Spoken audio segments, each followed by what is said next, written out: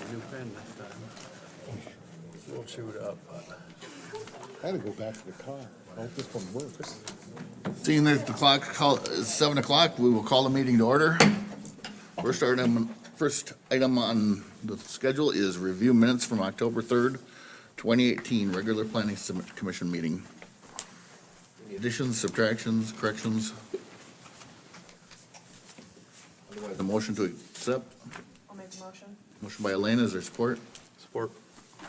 Support by Jason. All in favor, say aye. Aye. Opposed? Those are approved. Next item is a review from the minutes of October 17th, 2018, regular planning commission meeting. Additions, subtractions? Make a motion to approve. Motion by Steve, is there support? Support. Support by Elena, all in favor say aye. Aye. Opposed? That is passed. Next item on the agenda is the general public comment. This provision is made to encourage the expression of questions and concerns regarding non-public hearing items and issues not on the agenda. If you would like to address the planning commission about something that is not on the agenda this evening, please approach the podium, state your name and address for the record. That there is none, we will move on.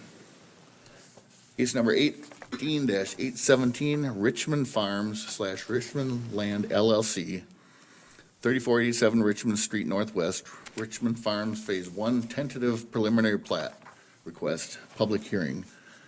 Applicant JAG Development, Inc., Todd Grassman, on behalf of the owner Richard Land LLC, has applied seeking tentative preliminary plat approval for Phase 1 of roughly 269.9 acre multi-phase project titled Richmond Farms. The proposed Phase 1 project will be platted subdivision which will include 22 single-family residential lots with a total area of roughly 10.2 acres. The subject property is located at 3487 Richmond Street and is zoned primarily A single-family residential and also SA suburban residential single-family. Dan? Thanks, Tyler. Thanks, everybody, for coming tonight. There has been a lot of public interest in this project, obviously, with the presence of you all in the room here. It's a good sign that you're all here to help share your thoughts on the project. I think one of the things that we're going to hopefully do is to consolidate some of the themes of your concerns tonight. Some of you folks wrote some things on the board. We also have some letters of concern or some letters with questions from some other area residents. So I think we see some recurring themes. In my slides, I'll go over those, and I'll run over here and read what's on the board as well. But I'd like to give some context, because you've heard about this project in a couple of different forms over the years. And here we are with a large single-family residential development project. So I'd like to jump right in and talk about the specific request tonight. And I'll keep using the term specific and broad. There is a specific request for 22 platted single-family residential lots extending from opposite Mullins on the north side of Richmond. This is a fairly typical layout for a platted subdivision phase. 22 lots with one street and a couple of future street connections that would tie into this overall development plan. A couple things to point out: these lots are kind of being reviewed in two dimensions tonight. There's not supposed to be a lot of detailed design review on the grading or on the street design or exactly where the storm drainage goes on each lot at this point in the project. What we look at this stage is sort of is the acreage and the area for each lot okay in accordance with the underlying zoning? Is the lot width according with the underlying zoning? And then we can check the box on whether this meets some underlying basic zoning standards. In the broad scheme of things, when we start a new plat project, we also like to see how this would tie into an eventual development plan. Just to take a brief pause, if you're looking at this screen, 3 miles on your left, north is to the left, south is to the right, so it's a little, could be disorienting, but it makes sense given kind of the long north to south orientation of the project. So there's that first phase in bold. They've shown kind of a gridded network of streets that would line up with the overall project, and they're kind of highlighting what they think is going to be their most near-term phases of development here with those dashed lines. So ultimately, you're looking at a development plan that would have up to 414 single-family units south of the old rail right-of-way. And there is property owned by the group associated with this project up closer to 3 Mile as well. That's sort of unplatted and unplanned at this point. So the specific, again, is 22 platted single-family residential lots. The overall project is also shown with 414 single-family residential lots in multiple phases of development on somewhere between 260, 270 acres. And what you're seeing on this image is concept only, but sort of the makings of the backbone of future development on this site if this project continues. So some of you may have been around a couple of years ago when we first looked at a concept. There was a discussion with a room, pretty well-attended meeting, sort of like this one a couple of years ago in June of 2016. We looked at a plan with upwards of 700 units, including some multifamily. That is not what we're looking at tonight, just to be clear. This is what was reviewed previously, and the plan that's before you now scales back the density, lines up more closely with that low-density residential that you see in the surrounding area.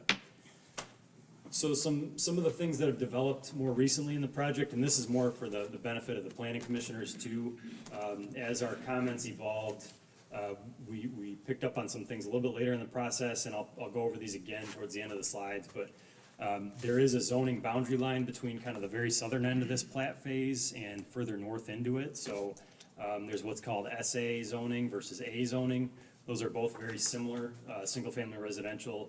Both allow for lots as narrow as 90 feet wide and as small as 11,880 square feet. But there's just a slight difference in the setbacks that are required for each. So it's just important to point out that there's a zoning split on a couple of those lots.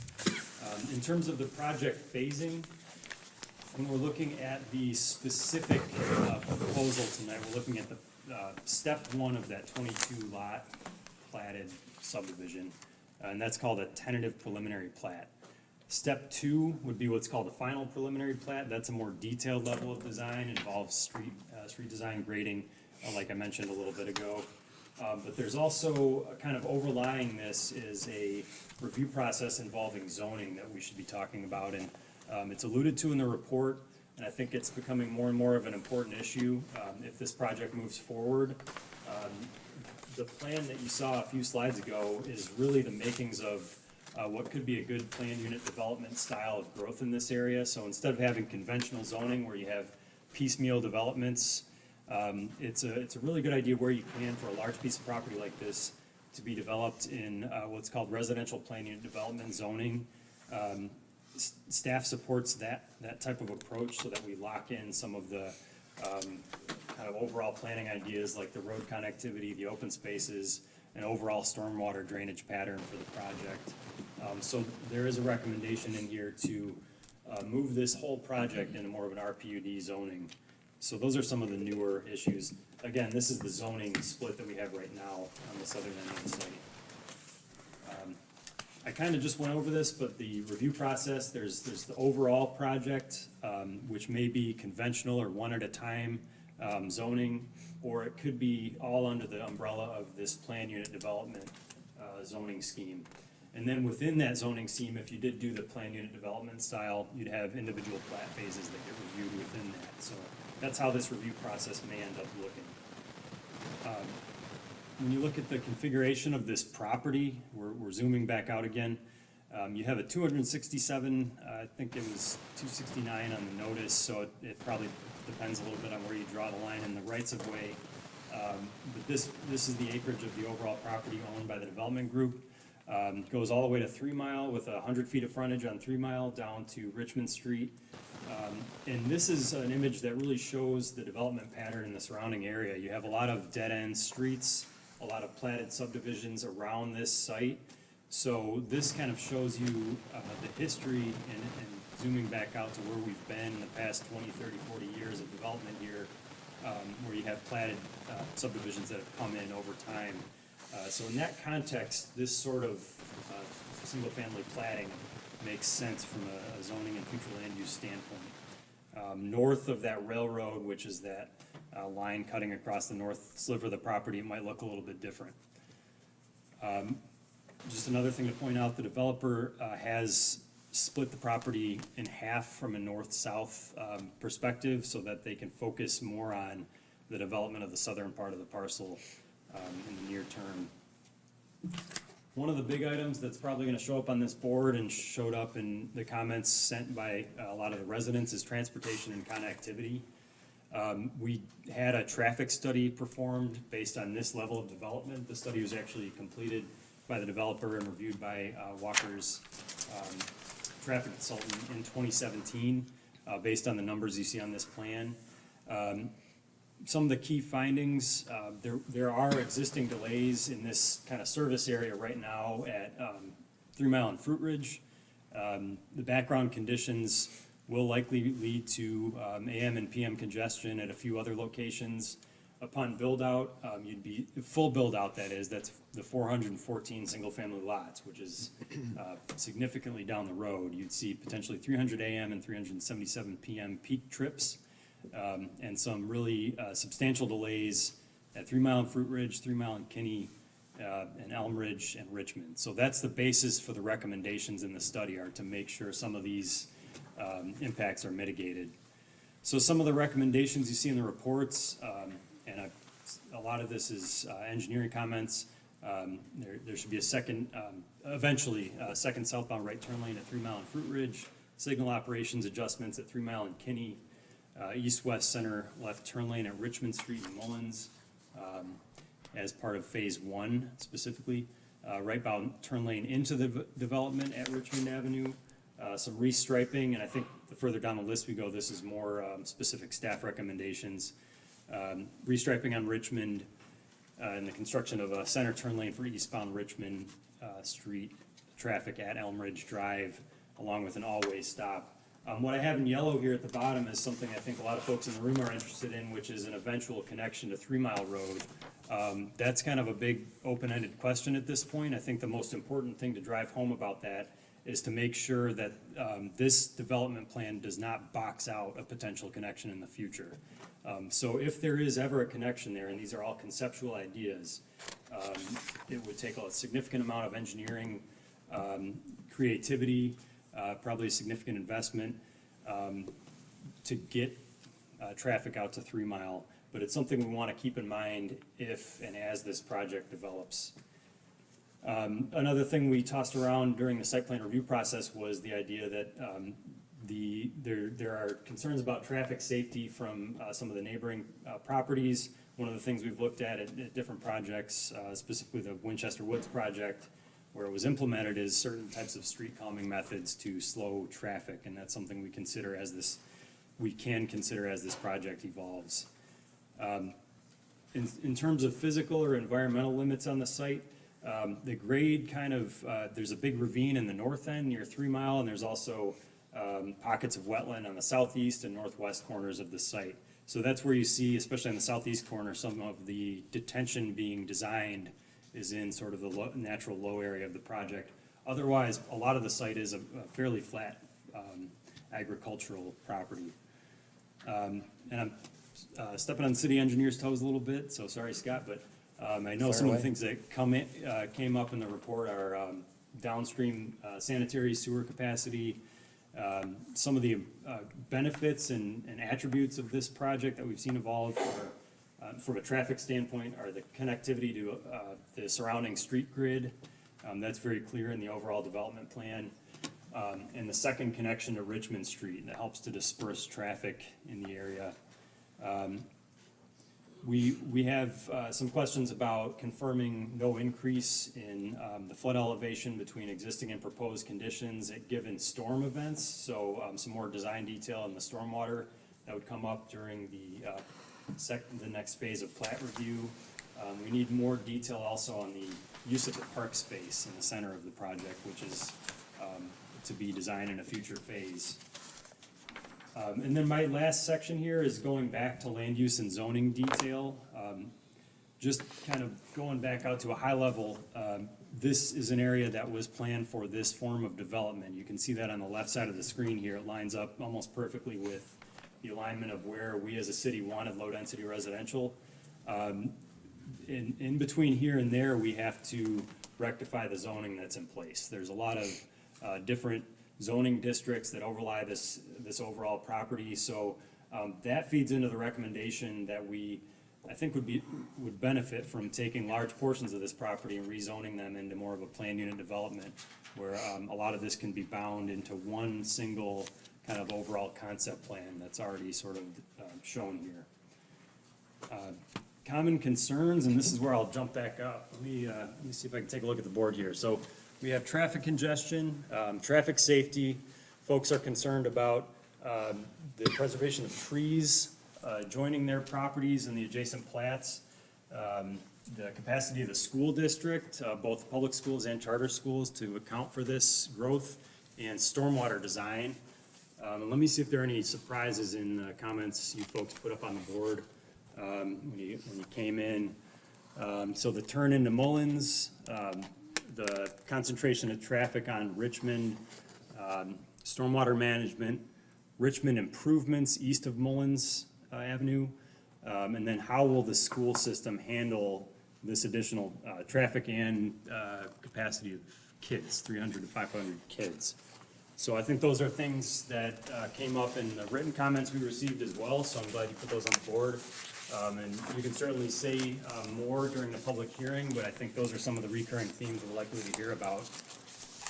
So stepping back from all of that, from a planning and zoning standpoint, I have some conditions that are worked into a motion sheet here. One major condition is to adopt the recommendations of the city engineer in terms of some of the comments on traffic, stormwater, sanitary, and utility design. And then in terms of this overall zoning issue, I think that the best course forward would be to work the overall concept plan into a RPUD1 low-density residential plan unit development zoning that binds this development into the street network that is shown there, and allows it to evolve into that over time.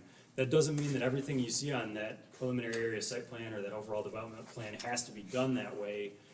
There can be some flexibility within each phase, but by having this RPUD zoning, it puts a comprehensive plan in place for the overall site, and I think that would be a benefit. So there is a recommendation to consider, and pending the developer's comments on that as well, that there is a RPUD1 rezoning prior to the finality of this first phase of the development. The alternative approach would be to allow this first phase to develop by right with the underlying conventional zoning, and sort of see how that goes, and then to rezone if the overall plan still makes sense during the second phase.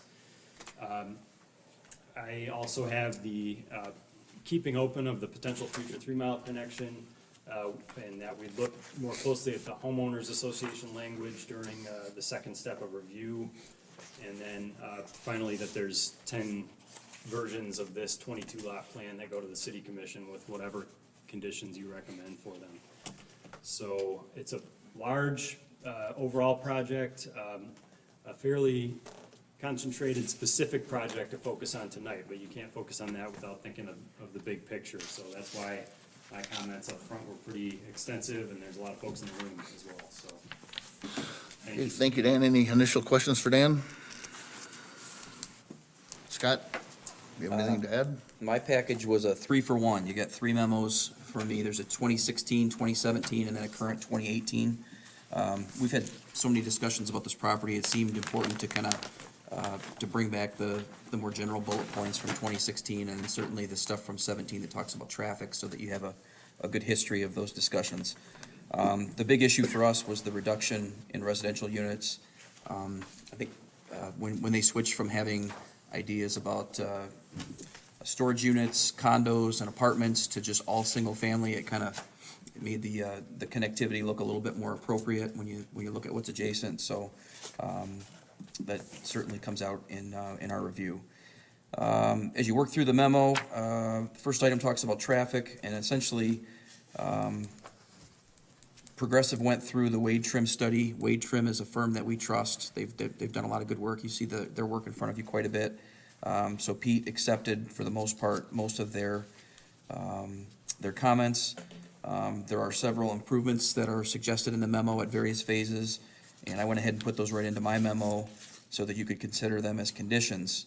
The first one, and Dan went through these, but I want to read through them because I think the phasing of that is quite important.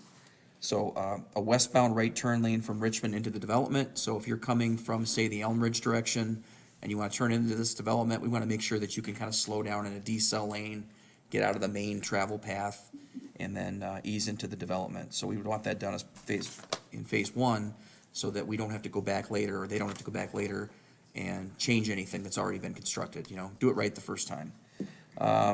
Also, we want to see center turn lane in Richmond Street at Mullins, so that vehicles that are coming from the west, from the Kinney direction, will have a safe haven to sit and wait to turn if it gets busy out there. There's certainly a need for that, I think, as the volumes pick up. And as you expand on that, Part 1C, looking a little bit further to the west, there are several meets and bounds lots that will be created with this development. So those are lots that will not necessarily be within the plat, but they'll be on Richmond. So with each lot comes a driveway. And when you have a fairly busy road and lots of driveways, you end up with lots of conflicts with people waiting to turn left into those driveways and the people behind them getting very angry.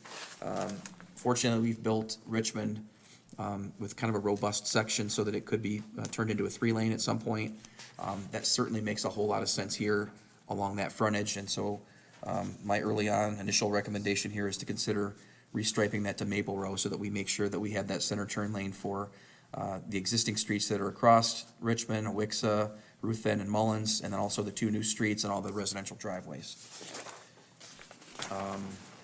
Then the last one is a little bit more significant, that is to construct a center turn lane at Richmond Street and Elm Ridge, so that folks that are on Richmond that want to turn left or north onto Elm Ridge, they'll have a turn lane there. Anybody that's been around that corner knows it's very, very tight. That's not going to be an easy task to do. And the other impediment is that it's in Grand Rapids, it's not in Walker. So we have to work with our partners over in Grand Rapids to get that done. But we think it's important. It was part of the Wade Trim report and the progressive recommendation, and we'd like to see that done. I don't know that it has to be done in phase one, but we put in here phase 3 because we don't want to let that get away too far. I think that's reasonable as they get over the 50 home threshold and they start to build the infrastructure for phase 3. That would be a good time to get that knocked out. So looking at the tentative preliminary plat, the overall big drawing, they have left open the option for right-of-way to the north. When we talked about this last in 2016, I think we mentioned this and talked about Keyline Drive. And Keyline Drive has the old FedEx facility on it. And 10 or 15 years ago when they came in, we said we desperately need more north-south connectivity in the city. So in their conditions for their approval, there's some very loose language that talks about having Keyline turned over to public at some point. So that option's out there.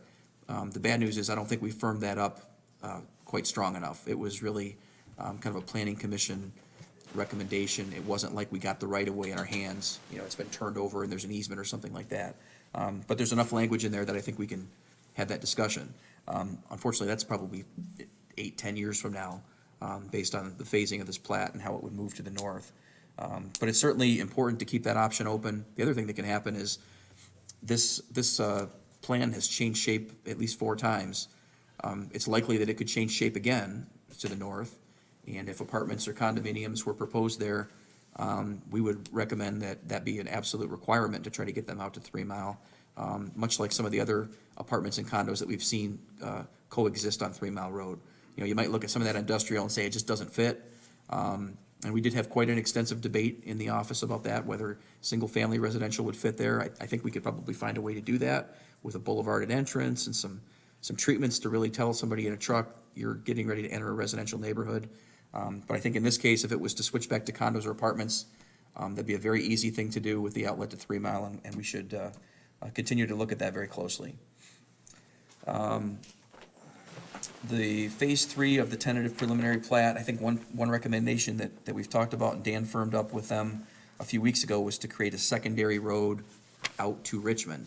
So you didn't have all of this traffic coming out to Mullins, and they've done that. and they now show that across from Wixa. We think that's a very good change, certainly worthy of pointing out.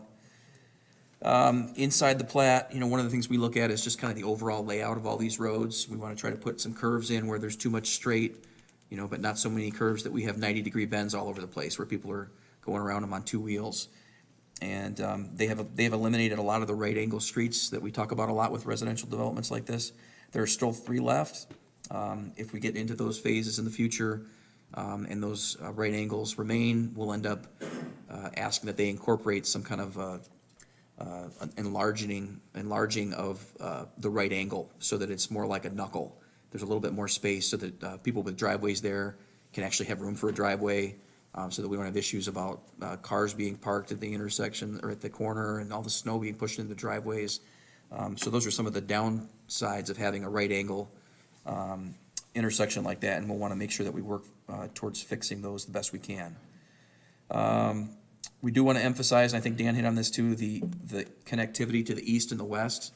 The plats east and west have both been designed with the vision that this eventually will also be developed someday. They were farmland once. Now this is the next project that we see coming through. We want to make sure that we can spread the load of this traffic among all of those connections. I certainly think Mullins will be the busiest, but some of the traffic going east and west will certainly help to spread that load. There have been some preliminary discussions about sanitary sewer, and this is a really large development, so there's gonna be a lot of wastewater generated here that has to go downstream. I think the developer is pretty comfortable with the design inside of this plat, or inside of the entire tentative preliminary plat, but we want to take a look with Grand Rapids downstream to make sure there's not restrictions further down, a couple 100 feet down, 1,000 feet down, all the way down where Brandywine intersects with the Indian Mill Creek. We need to kind of chase that all the way down so that we're not going to create a problem somewhere else and end up with some kind of a flooding that would have a significant environmental impact. Stormwater certainly is going to be discussed, I'm sure, tonight. As we have done with all of our more difficult sites, we would be looking for a stormwater plan here that has 0 impact. And that 0 impact of late has meant that we make them model existing conditions versus proposed conditions for various storm frequencies. And as Dan mentioned, we'd probably be looking at something like the 2, 10, 25, 100 to make sure that they've kind of looked at those different events and assured us that the levels are not going to rise. One thing that we can tell you for sure is that there are stormwater problems downstream. So I don't know that we can ask these guys to fix that, but I think a traditional stormwater design here could help mitigate that a little bit by holding some of the water back.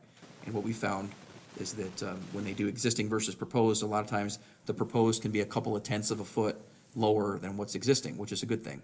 But you're still going to have, all the water is still going to have to go to the same place, and there's quite a drainage course that runs through there and bisects quite a neighborhood. A lot of those houses were built up against the drainage course. There's some fences and things, and it's something that we keep our eye on, and we want to make sure that there's a good design in place for that. Then there's the park space. We've talked quite a bit about what would go into that neighborhood park piece. The city has said that they do not want that to be a public park. So it would have to be maintained by the homeowners association, which is a little bit different for a plat. We don't always have a homeowners association, but you'd have to have that here because somebody would have to have the maintenance responsibility, the insurance responsibility, those kinds of things. So I think as they start to firm up what those amenities are, there are some engineering implications. Are we gonna need to have, is stormwater gonna be stored in there? Is there gonna be a dog park? Are we gonna need to have a handicap parking space? Will there be a ball field? All those things kind of fit into how we would look at the engineering side of that. So that kind of concludes our comments, but keep in mind that this is really, as Dan said, this is the tentative preliminary stage. So you don't have a lot of detail from us about where the cul-de-sacs are going to go and does all the curb and gutter work. This is kind of the mile-high view of a two-dimensional plan. So if this moves forward, there will be a tremendous amount of detail that's added later. Okay, Scott, any questions for Scott? Yeah, I've got a question. Has any talk or discussion on the Homeridge and 3 Mile exit out of this development? Because I know it's kind of busy right now. Has anything been talked about doing any with that intersection? I don't remember seeing anything for improvements in in the study. But certainly, you know, Elm Ridge, Richmond, Kinney will all see varying impacts from this development if it's built out to 414 units. Because I know Elmridge and 3 Mile is pretty busy right now. So, I mean, it could use some improvements today, and then you add all this, that's why I was just wondering if there's. And what kind of improvements? I don't know. I mean, there's a lot of people trying to take left turns, right turns, and then you got the traffic coming down 3 Mile. It's pretty busy. Okay, I don't know if you can make that into a, you know, stoplight. I mean, Well, certainly if the traffic increases enough to warrant a signal, you know, we want to put one in there. That's also a place where you've got the residential and the industrial traffic kind of blending together, so that'd be a good location, but it would have to meet those traffic warrants, and that would be quite a few steps down the road. The other thing is that 3 Mile Road doesn't have a center turn lane, and that's something we'd like to fix someday. It's not necessarily part of this development, that's really kind of an industrial issue, but the lanes are rather narrow for industrial, and it would be a big job to do, but I think I can see sometime in the future that being widened, which would help facilitate a light too. okay. Any other questions? Scott, the likelihood of Grand Rapids working with us on Elmridge and Richmond, that's, I think it's pretty good. They would probably love to see that fixed, and I've been sharing correspondence with them about it. We haven't gotten to the point where we're kind of negotiating how that would all take place, but it would be developer cost. So they don't often walk away from something, you know, an improvement that's gonna be paid for by a developer. Anything else? A representative from Richmond Farms, or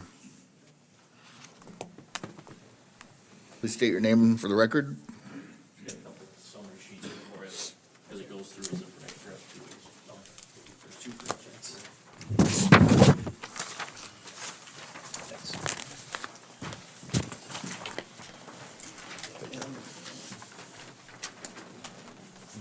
This must be for people with vision challenges.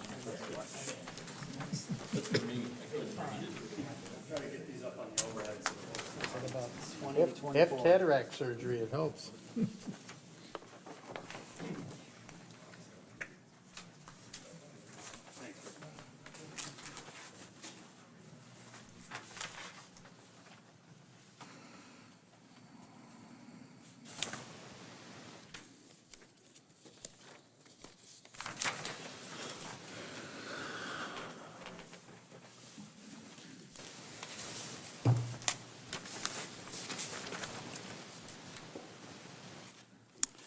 Okay, thank you so much. I am Rick Pulaski with Niederveld. We are the planner and engineering consultant for Richmond Farms. I'm joined tonight by Todd Grassman of Richmond Land Company, proposed developer of the site.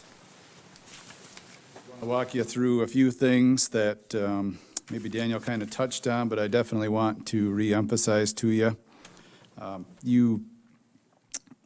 When we look at a site to design a new neighborhood, new subdivision, new place for people to live, to play, to develop neighbors, develop their families, friends, et cetera, one of the first things that we look at is, well, what does the municipality require for zoning, or what do they require for their master plan? And it's a very rare day that we would ever do something that's not in accordance with the master plan or not in accordance with the zoning ordinance. And that would be the case today. We're not proposing anything that's outside of your master plan, not proposing anything that's outside of your zoning ordinance. In fact, I wanted to walk you through just a couple quick, interesting facts. The City of Walker master plan, and when we talk about master plans, of course, you all know this, Todd knows this, I know this, maybe a lot of people in the audience don't know this, but master plans are typically a very collaborative process. It's something where the public is invited, it's something where citizens of the community are invited, planning commission's invited, city councils are invited, a lot of times outside consultants are invited. But it's a collaborative process to say, we want this to be our city, and we want maybe residential over here, and we want the residential to be so many units per acre, and we want commercial over here, we want parks there, we want industrial here. Well, through that collaborative process of the master plan, you as a community have said you would like this overall site to be residential with the majority of housing units, this is from your master plan, to be single-family homes or condominiums of up to 4 attached units. Our proposal right now is all single-family homes. You've seen our plans in front of you, the colored ones with the yellow color on the lots. It's 22 lots that we're asking for. We did go ahead and we put together kind of a bigger overall plan that both your engineer and planner discussed. That will ultimately show a little over 400 units. If we assume that we sell maybe 25 plus or minus units per phase, and if we figure that each phase is going to take a couple of years, well, you would have potentially about 16 phases on this and potentially 25 to 30 years of development. So the 410 units that you saw on the one plan, that is not something that anybody's going to see tomorrow. Of course, much chagrin to Todd, who would like to see that many sell, but it's just not the reality of the market. When you compare the 400 units that our overall plan proposes, and again, you know, we want to talk about that overall plan, but we're not here for that. We're here for the 22 units. But when you compare that 400 units on the overall plan to what your master plan would potentially allow, the master plan would potentially allow up to close to 1,200 units. So we're about, even with our conceptual overall plan that we've presented, that's 25 years down the road potentially, we're about a third of that. So we're far less than what would be allowed under that collaborative process of the master plan. Should also point out that the master plan's not new. It's been in place here at the city for literally decades at this point. So this is something that's been contemplated for quite some time. I do want to point out that this is the first phase of Richmond Farms, but it's not the first phase by this particular landowner. There was a phase that was put in place several years ago, back in the late 90s, the Lamont Court, that little subdivision on the very east side of the site. It's like a 15 or 16 lot subdivision. Again, that was done in the late 90s, so here we are about 20 years later. We're hoping that the next phase after phase one of Richmond Farms doesn't occur another 20 years later, but again, with the realities of the market, you never know.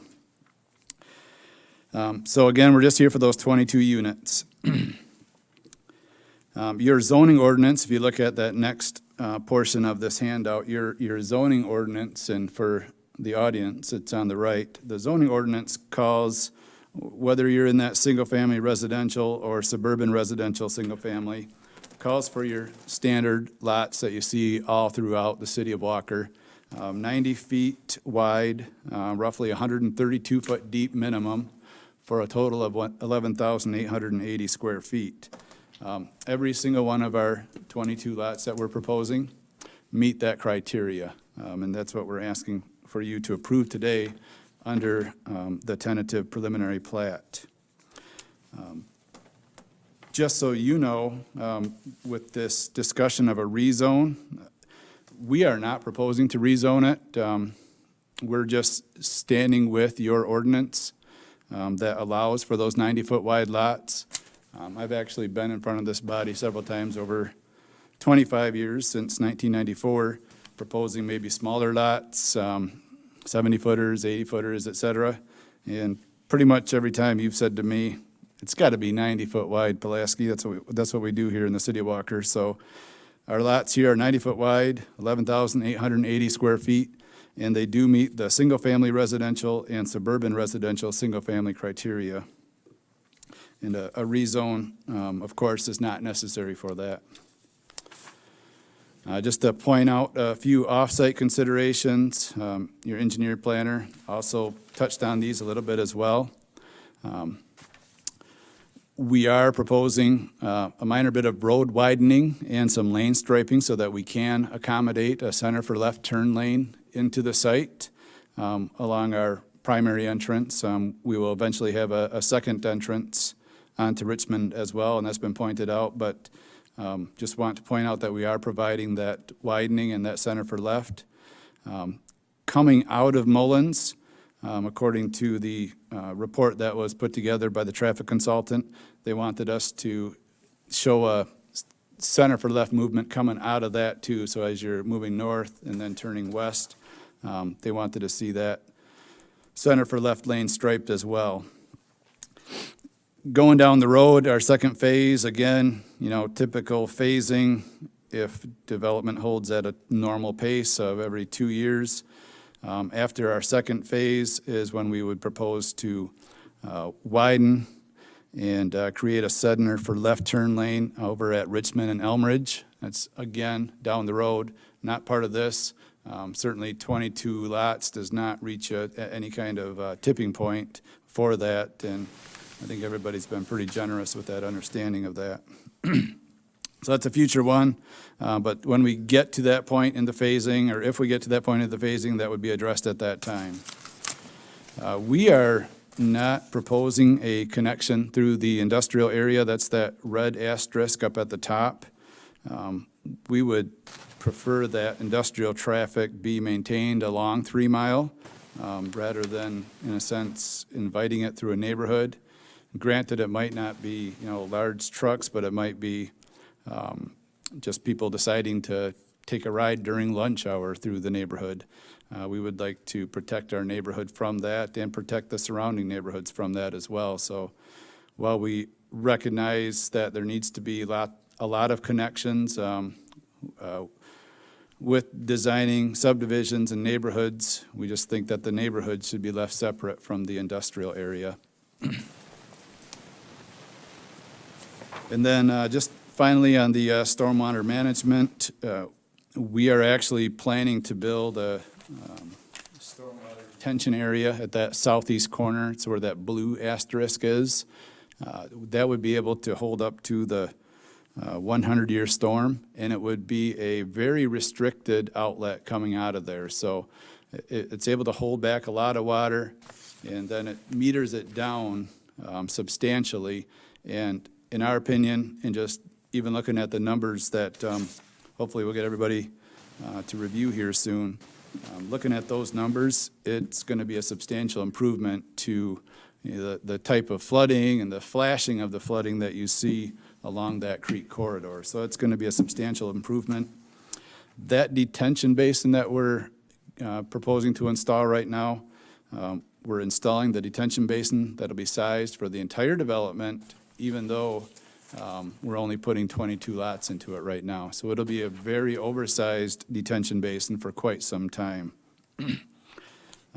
Also wanted to point out that we're bringing an additional 45 acres into that, so that again, not only our 237 acres, but also another 45 acres will be able to attenuate some of that flashing of the runoff that occurs in these creeks, and that's going to help that even further.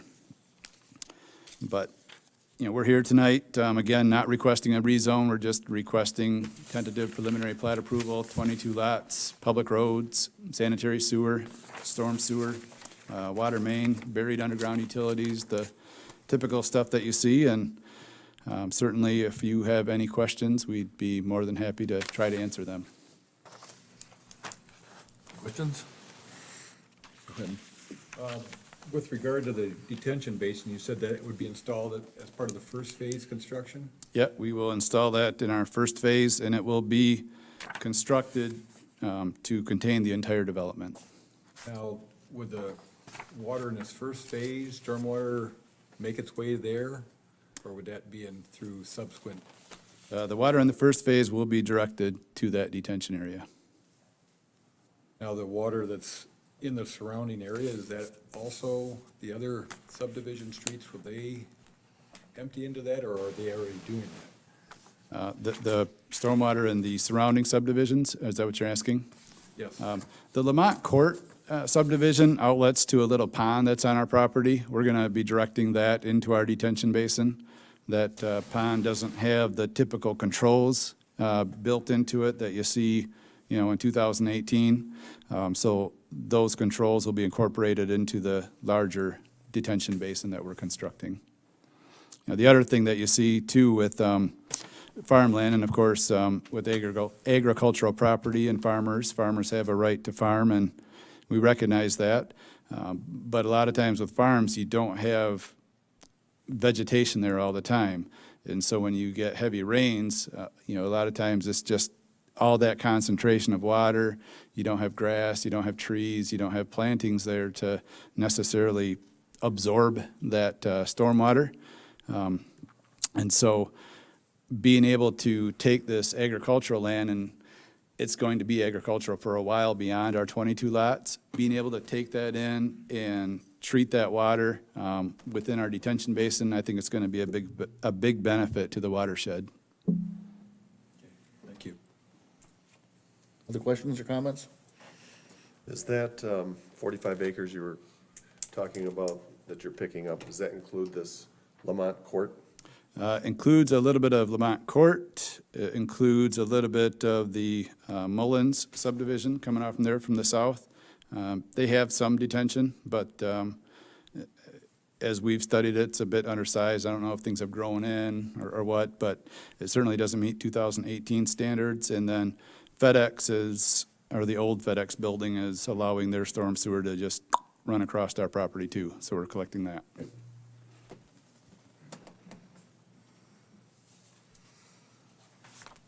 Questions or comment on the 22 lots?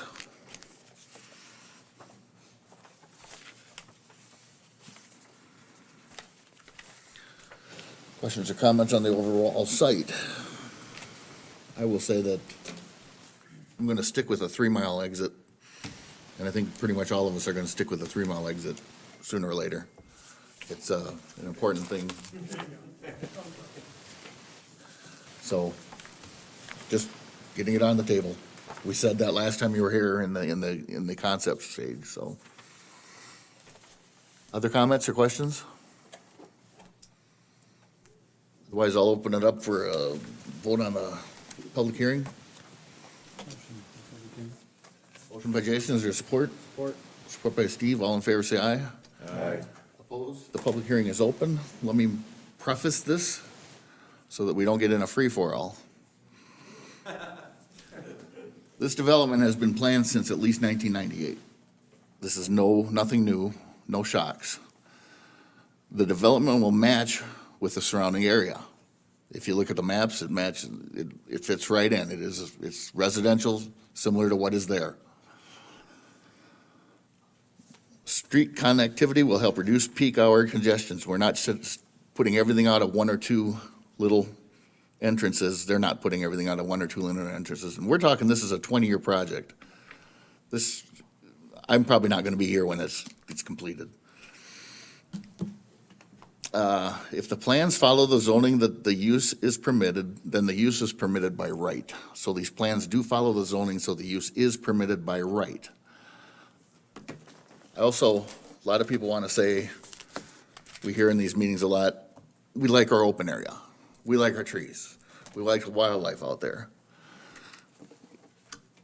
You have one option, and that's to buy the land. So if you want to come up and make comments about trees, wildlife, I like the open area, such and such and such, please get with the developer and make an offer on the land. We don't control that. So that said, I will open it up for public comment. If somebody before you says something, you can come up and reaffirm it. Don't go through a whole nother charade of why traffic on Richmond is going to be bad. Just say, I agree, we're really concerned about traffic on Richmond, and so on and so forth. So keep it to 2 minutes apiece, please. State your name and address for the record when you approach the podium.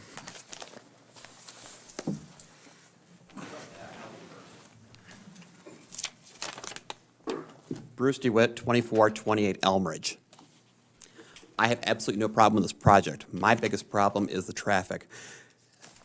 20 years this thing's going to take to put in, not a problem. The problem is that neighborhood will live there a lot longer than any of us will. We don't have to look at the 20 years. What we have to look is beyond the 20 years and how is that going to happen. That's where the important part is. Walker has several problems, and that is mainly north-south streets. It just seems to me, while we have this opportunity in this blank land, to make sure that we can make one more north-south street. And Mullins, being as wide as it is through most of it, seems just completely reasonable and seems to make 100% sense to run Mullins, maybe meandering through that neighborhood, to Richmond to alleviate a lot of the traffic on Elmridge, which has got some horrendous curves. I live right in the curve, and we normally pull a car or two out of my ravine every year. I actually put snow on the curve so that the cars will hit the snowbank instead of going down the curve because I have access to the thing. Elmridge is not a safe street. All you have to do is go east on Richmond and take a look at all the guardrails, and you'll see how many dings and bangs and whatnot. It looks like a pinball machine. Take a look at Elmridge as you come toward Richmond, and you see how many dangs and bangs are on the guardrail there with cars that slip into it. Eventually, we're going to have 114 additional homes. That's about 2,000 trips a day. They're going someplace. Most of them are probably going to be going east on Richmond, which means Bad Richmond and Elmridge.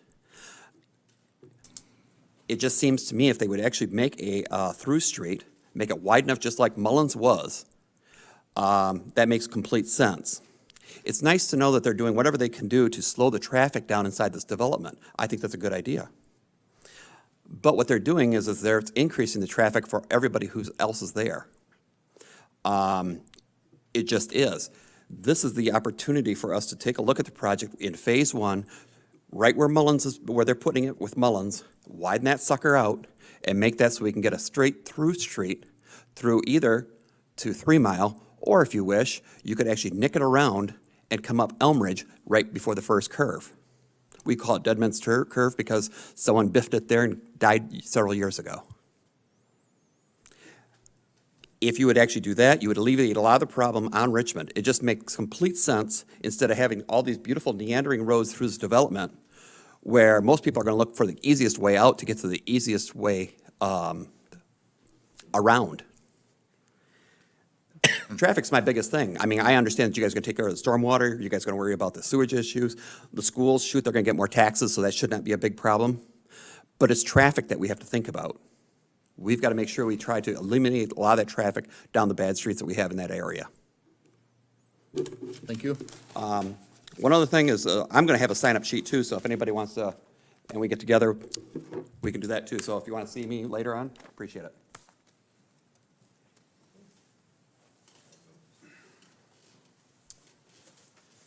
My name's Jeff Momber. I live at 3330 Richmond. This will be directly across from me. A couple things came to light. I appreciate you sharing kind of the master plan. Something that's very apparent to me is that we probably need to revisit that master plan.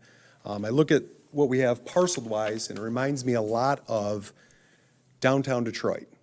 Parcels upon parcels upon parcels upon parcels.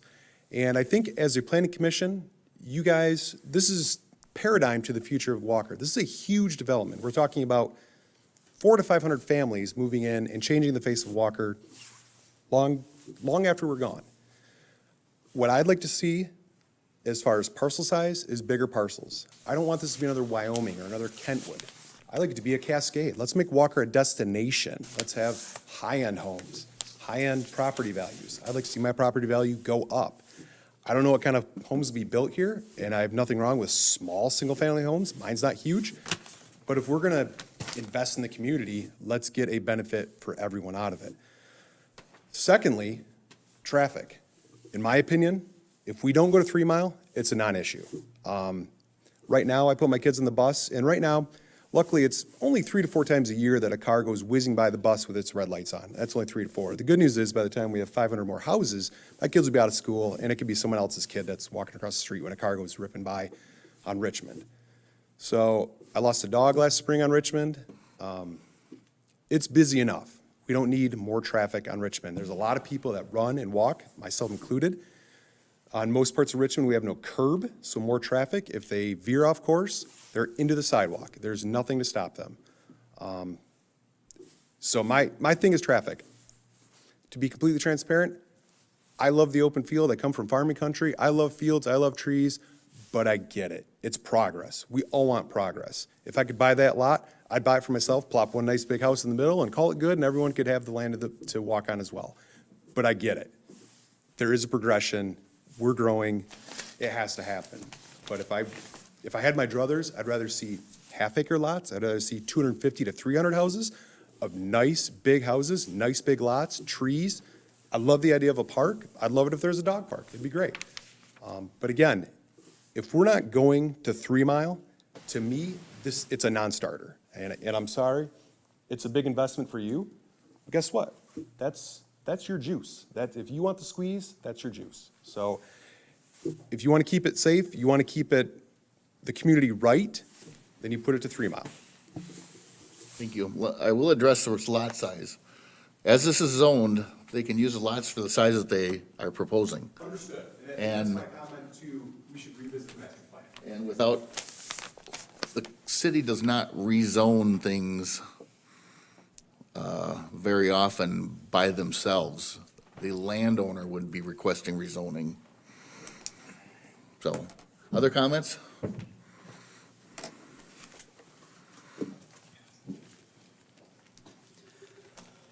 My name is Chris Vandermill. I live on 3060 Richmond, in between Whitmore and Pheasant on the south side. And Mr. O'Connor and myself and neighbors have had an ongoing thing with the storm sewer. And I understand that this is going to take care of some of that problem, but we still have an ongoing problem there that's going to stay there. Reaffirm what Mr. Momber had to say. I think Richmond has to be improved with curb, gutter, and let's clean it up and put the storm sewer down the road at the same time.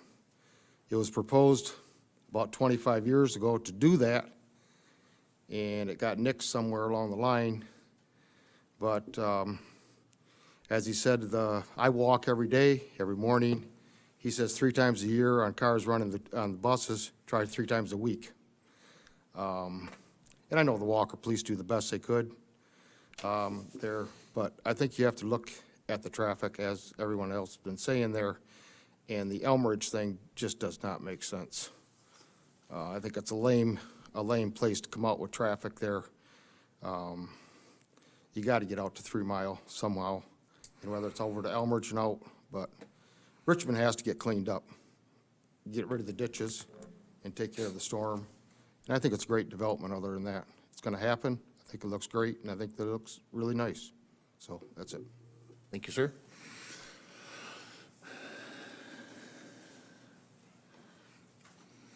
Morris Versluis, and I live at 2160 Lamont. Been there for 59 years. In fact, I was there before the city was the city of Walker. We had this area at that time was planned for industrial, and the city of Walker did not have a decent industrial zoning for anything going in there, so that got stopped. In fact, we went to the state Supreme Court, who stopped it. So ever since that time, that land has been vacant, and I've just been waiting for something to happen, which evidently this is now ready to have something, excuse me, happen.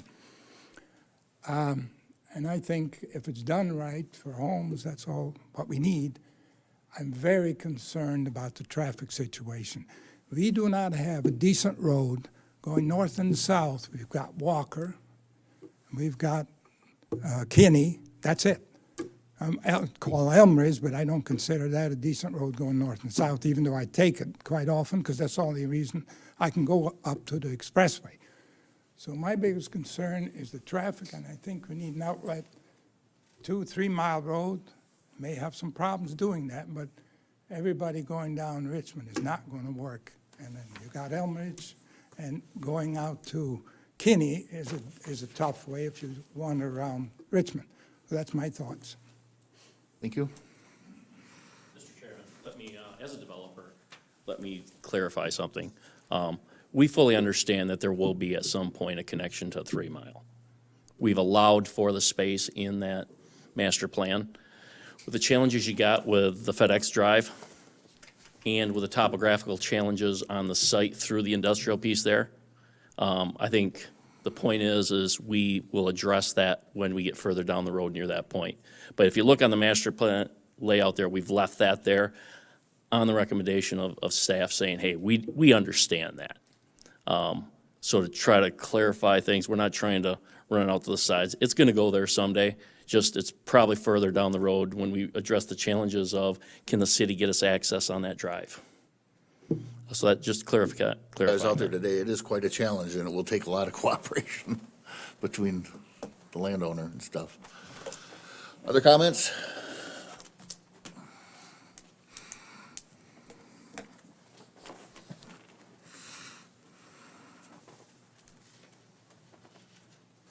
My name is Mark Justema. I live at 2216 Pheasant. I know they say they've got, a 100-year storm plan for their retention plan. I mean, I think you've got to monitor that very, very closely because of all the water. In the last year and a half or two, there was an incident where the water was going over the corner of Richmond and Whitmore during a storm where it could not get through. And I live on Pheasant and about halfway up, and there's a little valley in Pheasant. And there's a storm sewer on each side of the street. And when the creek, the storm sewers flow down to the creek, when that backs up, you cannot get through Pheasant. And I also have a storm sewer in my backyard which connects to that drainage there, and my backyard does flood out. So you've got to watch the storm water very, very closely. There's a huge problem.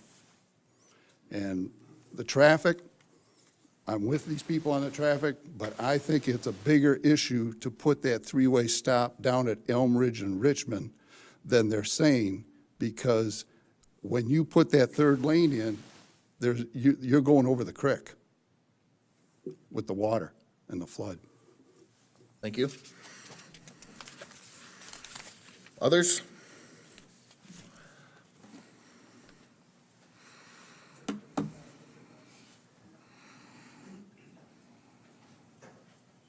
Jack Wysocki, 2107 Lamont Court. I agree with what everyone said about traffic. I live at pretty much where the blue dot is, where the basin that's behind us on Lamont Court.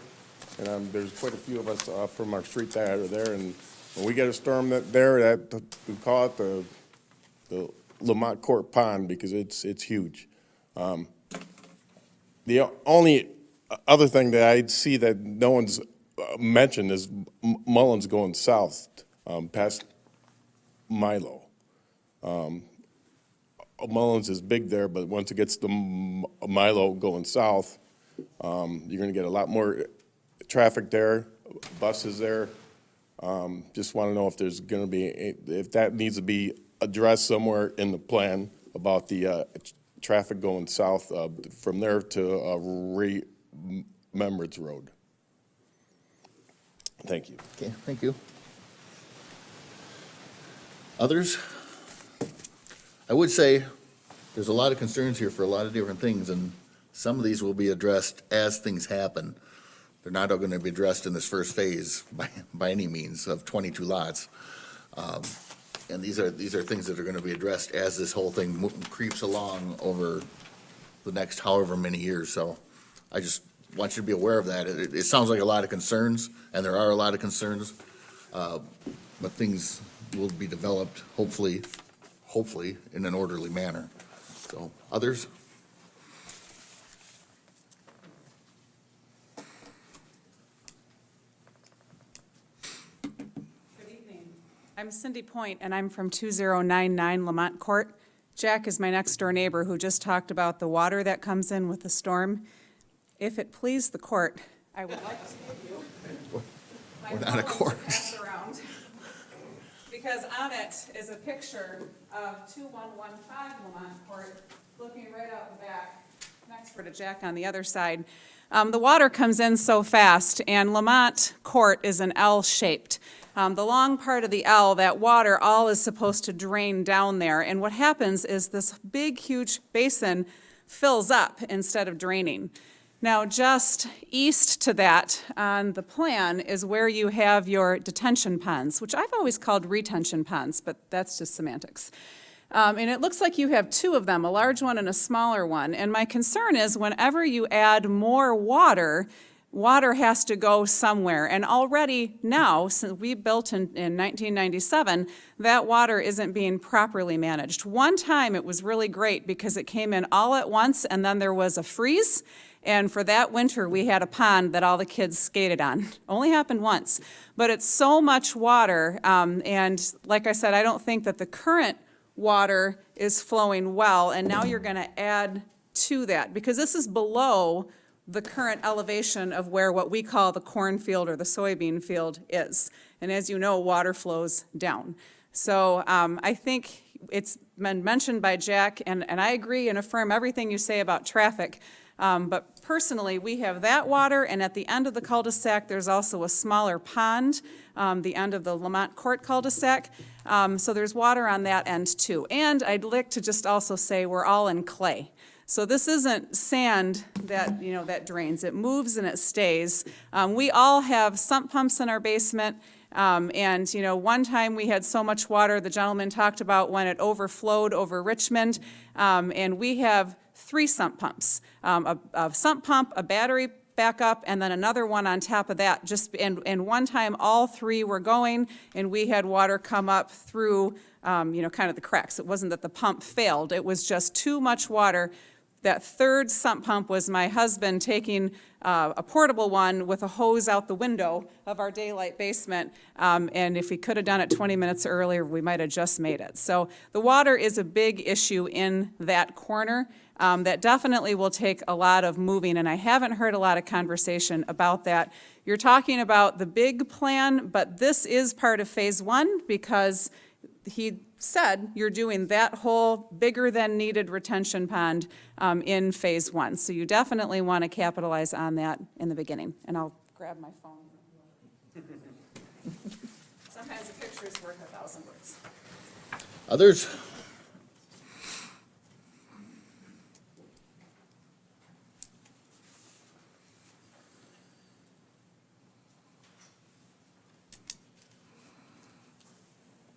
My name is Doug Mewson.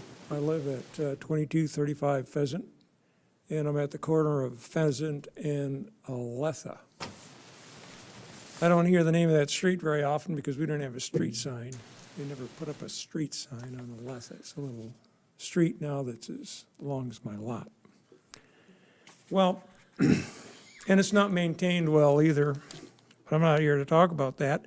I tell you, folks, I reviewed the documents thoroughly from the Walker website. And what I'm here tonight to do is, and I sent you a document. I don't know if you've read it. I hope you've read it. Everybody received it today. Good. And has anybody read it? Pretty much everybody. Great. I'll be reasonably quick then.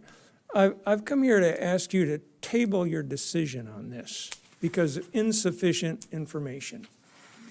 And I've called these elements of insufficient information omissions. There's 4 omissions. Data that wasn't presented to you. And in order to make an intelligent decision for the people of the city of Walker, you need to have the information. I'm asking you to wait a bit to get that information. You look at the traffic study that was done by Wade Trim and Progressive.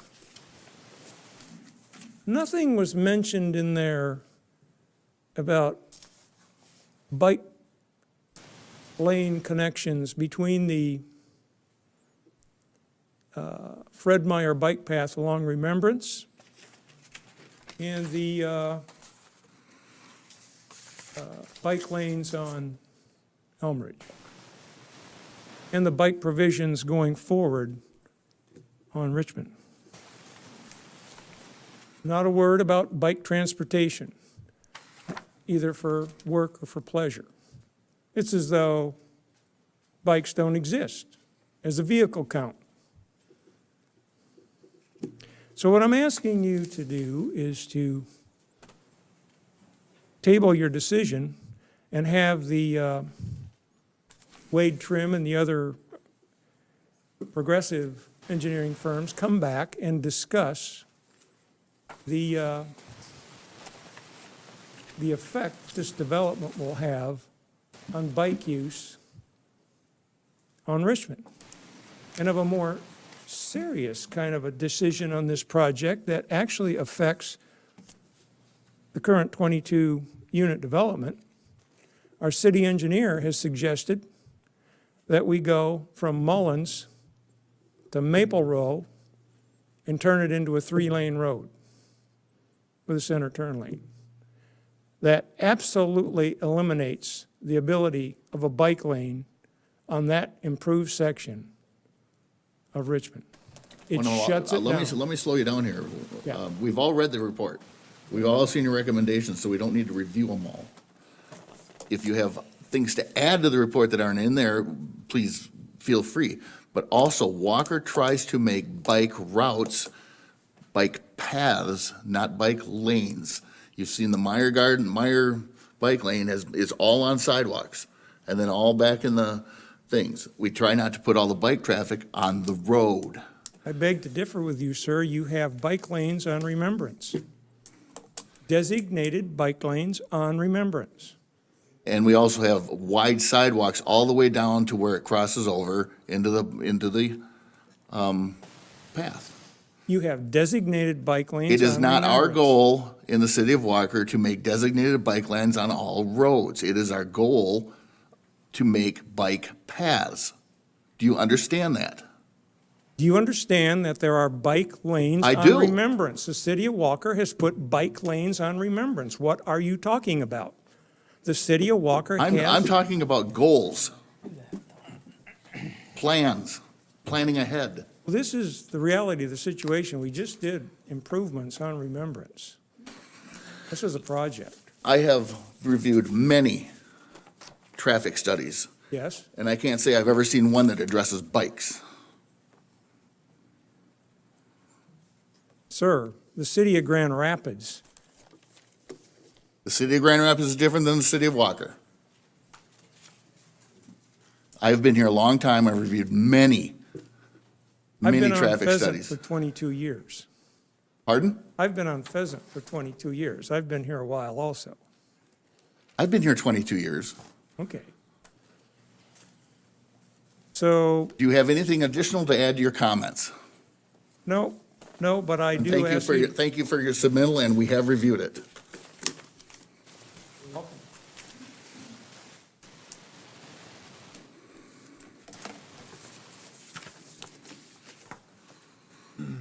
My name is Pete Dykstra, and I live on 1957 Pheasant Avenue. I've heard a lot about water tonight, and I love water and I love rivers, but I hate water and rivers through my backyard. And I've had this for 40 years, and I've been looking at this over the years, and with all of the development to the west of me, it's just simply increased. It is not only bothersome, it's a major mess. The water will lay down there for 2-3 days before it eventually disappears. I've had a lot of erosion through the valley where I live. And I know you're talking detention basins and all the rest, and hopefully, that would be a solution. I'm not convinced it is, especially building, many more homes to the west of where I presently live. But I hope whatever engineering studies are being done, that this is certainly something that will definitely help to alleviate the mess that we have down the Pheasant Hills Plat area. Thank you. I would say about the water on already developed properties, I would comment on the water and already development properties. I can't tell you that what they're gonna do will improve what you have. As a commission and as the engineers, our goal is to make sure what they do does not make anything worse outside of it. They are responsible for 100% of the water on their property to take care of it in the proper modes. So I can't say that if they build this detention pond, then it's gonna take care of already existing problems. So who's responsible for all the water that we get down through the valley at Pheasant Hills Plat? Everybody upstream. I mean, they've been messing around with odds and ends over the years, cleaning out the culvert under Pheasant Avenue and this type of thing, but it really hasn't solved any issues at all. Yeah, if there's blocked drainage or whatever, that would be a city issue, but if things have been changed and they have exacerbated the problems, sitting here tonight, we can't solve that. We don't know what the problems are, so. I understand that. Thank you. Other comments?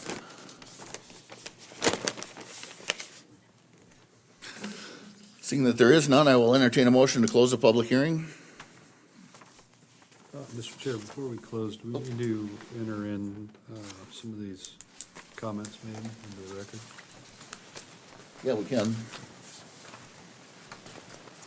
You mean the 3 or 4? I'm gonna just give a quick one-sentence overview. We had, I think, 3 different sets of comments, 4 sets of comments from 4 different residents. Their addresses are on their comments and middles, and we can just have the recording secretary add those addresses to the minutes. Okay. Okay. Motion to close the public hearing. Motion by Jason, is there support? Support by Elaine, all in favor say aye. Aye. Opposed? Okay, one of the things that is sticking out to me is option A under number 3 on what Dan was talking about. The overall property will be rezoned to RPUD, low-density residential planned unit development with preliminary site plan prior to phase 1 FPP approval, with the overall site layout and future development concept serving has a basis for the RPUD. Do we want to force the rezoning of it before we approve this, or before this moves forward? Or do we leave the zoning as it is and come back and do it the second time? The developer has said they'd prefer to leave it the way it is and do it the second time. I'm assuming that's what you said, or not at all. And that's read as option B on that motion sheet, so that's a really important point. They made clear, again, tonight that they're proposing not to do any rezoning. And I can also clarify that the lots they showed do meet the standards, even though there are 2 different zoning districts. So their preference is to pursue this phase by right under the A and SA zoning. And we could accommodate that. Just in the broader scheme, I think the good planning recommendation would be to have a comprehensive PUD style redevelopment plan in place. And that could be rolled in future phases, It could. rezoned, and then it takes place. And then it would comply to this one, right? Yeah, I think you'd have to show that PUD plan overlaying on this phase, because this is integral to how that works. Whether you have a PUD or this plat, the way they're showing this is a good basis for future development in any event, because you have a straight connection to Mullins. I think that's important for anything that happens on this site.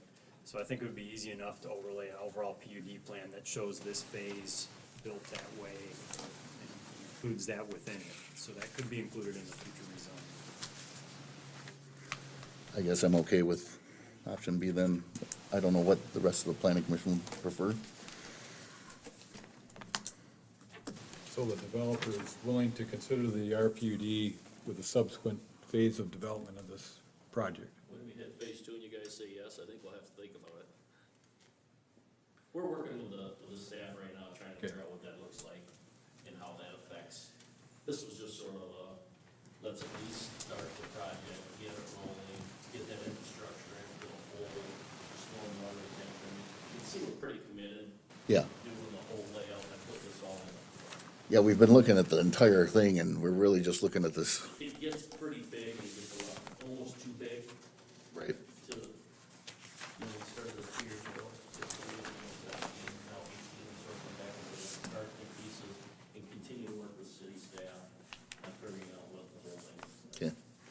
Okay. Okay, I'm sorry, just to add on to that, there's kind of a philosophical planning aspect to that. There's also a functional aspect that there are slivers of different types of zoning. So having one fell swoop rezoning in that northern part of the property would help to clean up some of those zoning issues too. You have the ag and then the multifamily residential slivers on the north end. It also offers them a little more flexibility on how everything's put together, right? I certainly think it would. I think that gives you the opportunity in each phase to do a slightly different design, and you can tweak that through what's called the final area site plan. And the low-density residential plan unit development would allow things like one or two family duplex units in some cases, as long as that overall density remains that low density that's designed into the project. So things to think about if this does move that direction. Other comments or questions? I think in terms of the comments from the, we received during the public hearing this evening, a lot of them are being addressed, I think, by the staff comments. They represent opportunities as we look at going further down the line on the overall project to address some of these things. So I think it was good comments, and I think that they can be addressed as we go through this subsequent phases. Yeah, I haven't heard any of us arguing against them, that's for sure. Yeah, the traffic one is, wow. Other comments or questions? Otherwise, I'll entertain a motion. One question for Rick before you're proposing to build the stormwater detention pond with this proposed phase one? Correct, the detention basin size for phase one, but also the entire 237 acres. Yep, it all gets built right now. Now, those plans will be included with the 22 lots? Correct. Plans for the 22 lots? That's correct, yep. We'll see that on the That's next. Your understanding as well? Yeah, in fact, I've seen some preliminary stuff, and Okay. there's a significant investment that they're ready to make for these 22 lots. There's a lot of sanitary sewer and a lot of storm sewer, so I can be pretty confident they'll come back for phase two, because they have to keep this going. Okay, well, there's account a for substantial grade change there, and Yeah. Side note on that too is, just wanted to make sure. yes, exactly. Side note is since it's a platted subdivision, it flips it also to a Kent County Drain Commissioner's Office review, so they're gonna be joining in on the review as well as Mr. Connors. So just FYI on that. I wouldn't know that. Okay. You might. Just kidding. For the TV camera. What's your pleasure? I don't have a problem approving it, but I think I should just denote to the developers that looking at the plan at large, obviously, and that's ahead of where we're at, there will come a point in the phasing of this construction that I personally won't be comfortable with approving without a connection to 3 Mile. And I think some of us up here would agree with that, because this, I mean, it is a problem area for traffic, and I think the improvement at Elm Ridge as well is gonna be important, because that is a pretty horrible intersection. But again, I'm comfortable with the 22 lots, so I'm happy to make a motion on that.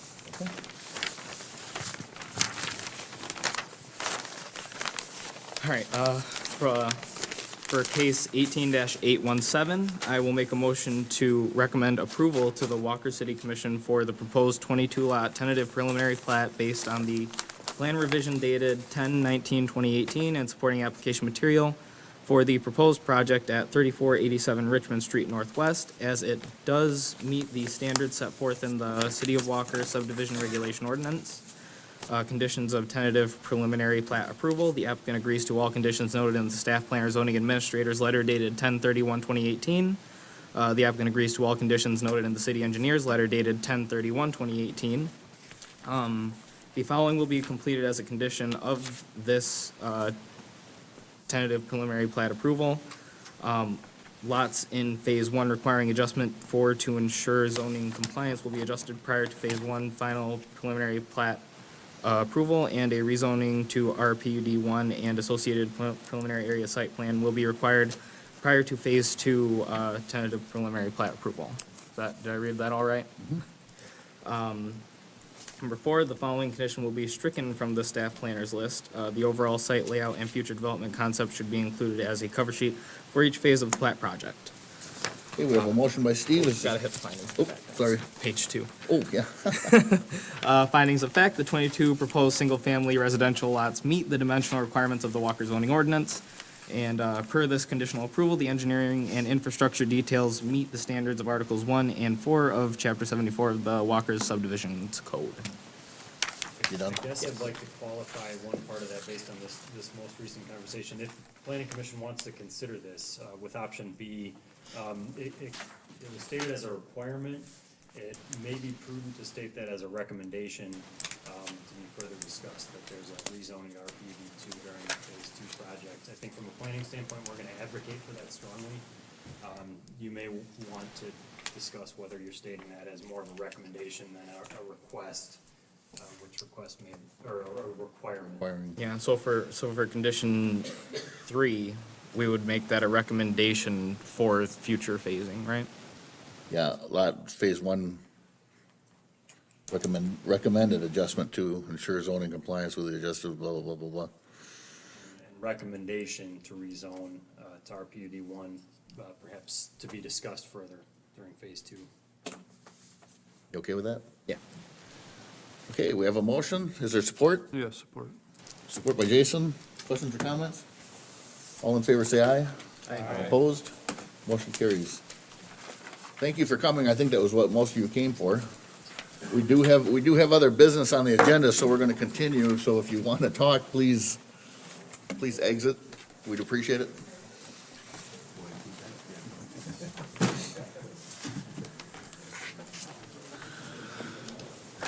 Case number 18-816. First Companies, Walker View Lot I-19, 1705 Northridge Drive Northwest, final area site plan amendment request, public hearing. Applicant Craig Baker of First Companies, on behalf of owner RDG Walker LLC, has applied seeking a final area site plan amendment to construct a roughly 48,600 square foot multi-tenant industrial building and related site improvements, including landscaping, parking, and sidewalks. The subject 4.5 acre lot is located at 1705 Northridge Drive.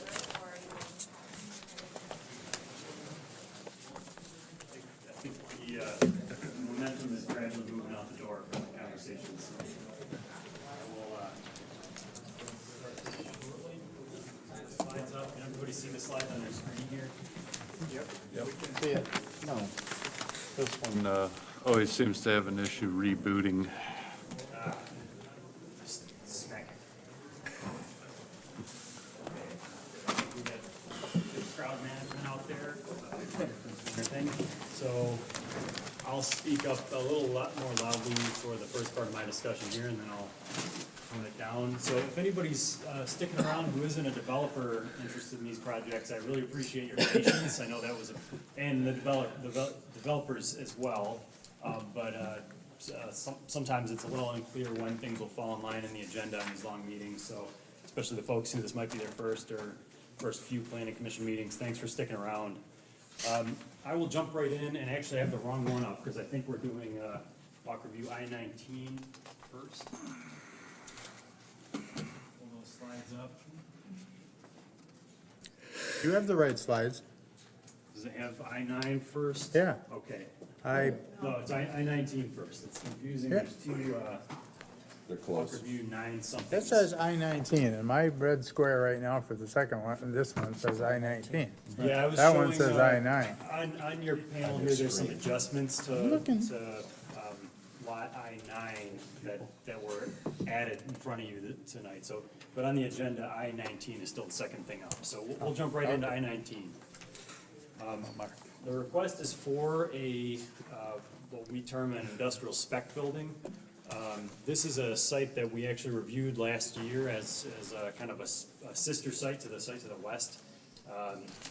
This particular building is a little bit of a amendment to that plan, a little under 50,000 square feet with, I think, up to 4 tenant spaces available, 68 off-street parking spaces, 4 rear loading docks, stormwater improvements, including the use of a regional detention basin to the west, which is important for another reason that I'll talk about shortly, and then sidewalk along both sides of the property on Northridge and Bristol. The landscaping is extensive. I commend the developer for putting a pretty thorough landscaping screen in here. At the same time, it's extensive for a really good reason, which is that there's a lot of residential adjacency to this site. I think way back before I was with Walker, when this whole Walker View project was proposed, there's a lot of sensitivity to these lots right near Northridge and Bristol because they were going to be adjacent to residential sites, long-standing properties. And so the idea was sort of a light industrial office type of use intensity, and that's what we want to stick to. And one of the ways we can stick to that is making sure there's a buffer from the noise and light impacts of industrial use by a landscaping screen. So it's important to make sure that screen is front and center, that trees can be preserved where possible on the site, and that there's all-season screening by way of evergreen trees where landscaping is used. So to that extent, this plan is really extensive. My only recommendation on landscaping is that 12 trees from the east side of the site get relocated over to the northwest edge. So that's the landscaping plan. Here's the building elevation. So we were looking at a variety of building materials, and I wanted to make sure the front walls on both Northridge and Bristol were emphasized, and some treatments were added kind of wrapping around the corner there, and I think they met that intent. I already talked about the scope here. In both this report and my next one, I have a major typo, missing one word. Bristol is not a truck route, so that's abundantly important in all these conversations we have about these NCAP lots on Northridge near the end of the Walker View development. Bristol is not a truck route, and I know at the last meeting in this area, it was brought up that we should discuss with our traffic committee, making sure that's enforced, and we just had a traffic committee meeting today where Frank Wash, the community development director, brought that up to the police. So the idea is that as these projects are built, selective patrol may be something that we can do to make sure that's enforced, but we also have things like signage and recommendations that no eastbound turns by trucks are added to all the sites in this area.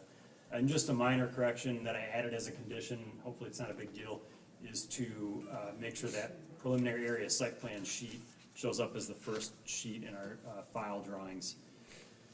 I'm gonna really paraphrase this. What we're looking at now is a slight modification to the plan that was approved about a year ago, and so it's a final area site plan amendment. It is a detailed site plan review. One of the things we looked at our last meeting in this area was the treatment of that detention basin lot that's kind of left hanging between lot I-20 and I-21.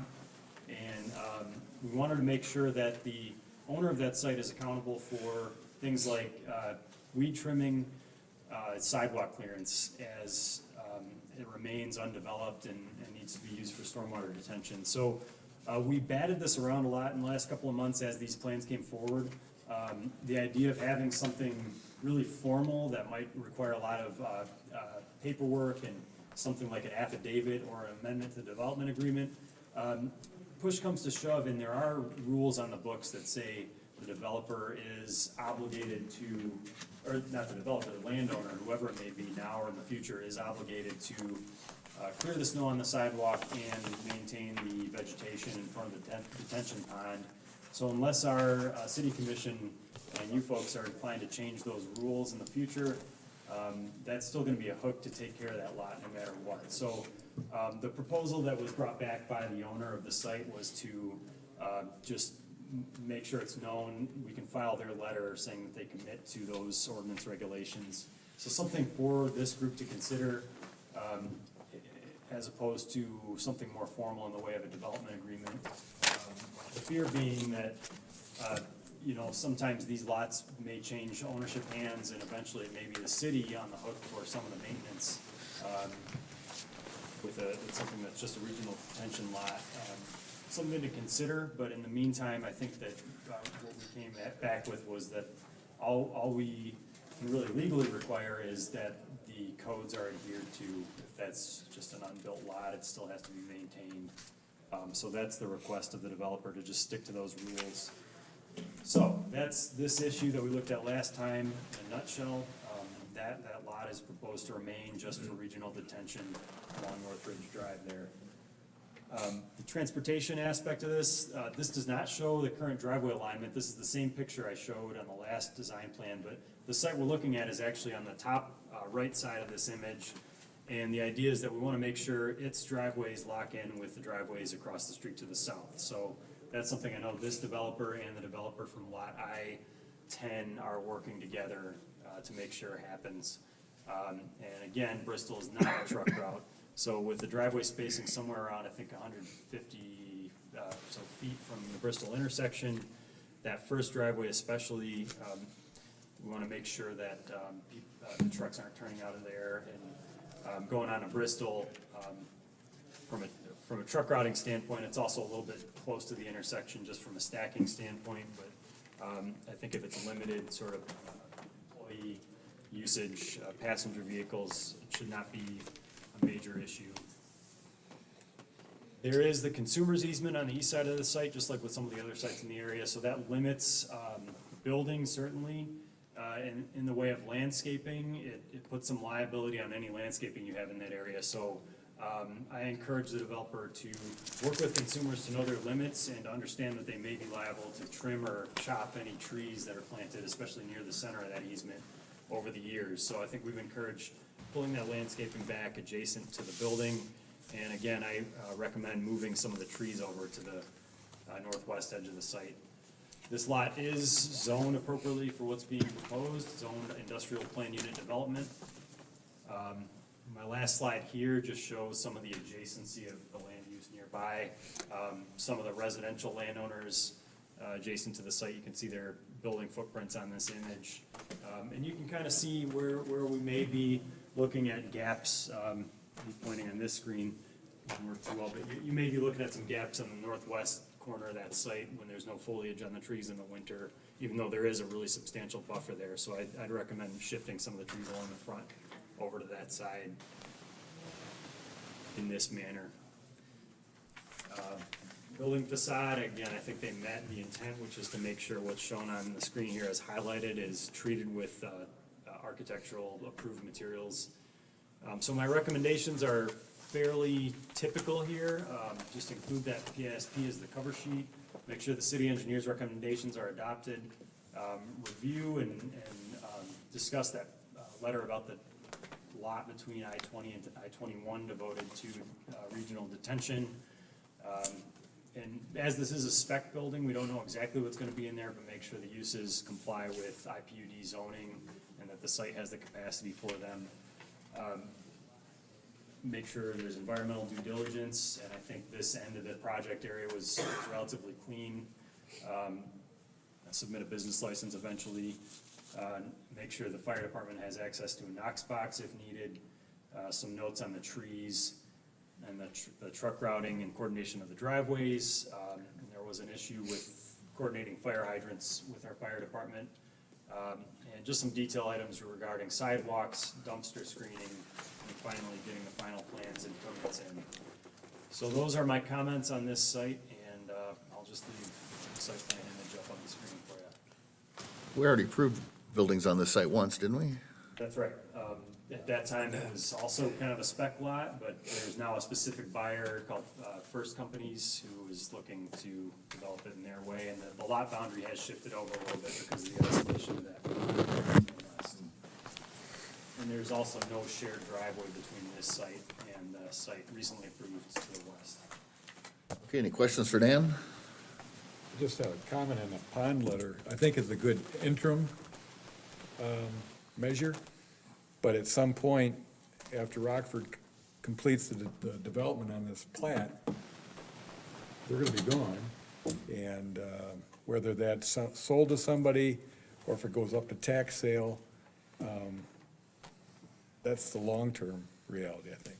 They need to sell it to somebody, who pay somebody to take it. I questioned staff about it, and there are a number of lots like this around the city that the city has now owns because of tax sales, and they do maintain them. It kind of it's not odd that it would happen. We don't want it to happen. But I was thinking if this is the only lot in the city we do that to, it would be terrible, but I guess there's more. Okay, Scott? Two quick things. Plan needs a revision date so that we can keep track of, site plan review, planning commission, different updates. And then the second thing, as much as we fought to put more and more trees in here and help protect that buffer to the north, two of those trees at the northeast corner would have to probably be taken off the plan to make the drainage work.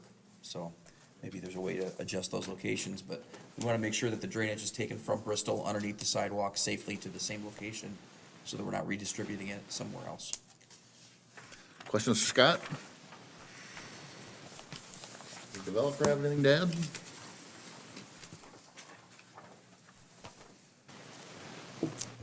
Good evening. Doug Stolzenberg, XL Engineering, here tonight with Craig Baker from First Companies.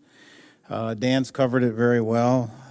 Just a couple things I would like to point out. This is a multi-tenant spec building. Typically, there'd be a strip of office across the front of the building, maybe 30, 40 feet deep. The back part of the building would be manufacturing, perhaps, warehousing, perhaps, or both. There's no set tenants yet arranged for the building, so it's purely a spec building. Yes, the previous plan, there's a couple things that are different. The previous plan that you approved, there's a couple things that are different from that to this plan. One is the driveways. We have coordinated with the site across the street with Moore and Bruge Inc., and the drives do align. The easterly drive has moved approximately 50 feet west. I think I read through some of the previous comments and staff reports. There was a little bit of concern about the closeness to Bristol, but it was approved, and so from what was approved to this plan, it's moved about 50 feet. So I think that's a good thing. The previous plan had a wall along the north edge of the pavement, and by reducing the depth of the building from 150 to 135, we're able to eliminate that wall. So if you look at the grading plan, there's just a continuous earthen slope from the edge of the pavement down to existing grade. No need for a wall any longer. The lot is slightly bigger from where the lot line was before, between 19 and 20. This lot is about 90 feet larger, bigger, east and west.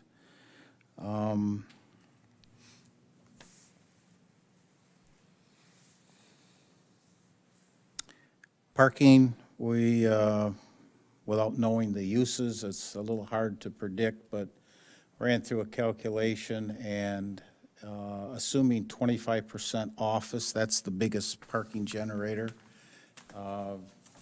Assuming 25%, which I think is kind of typical,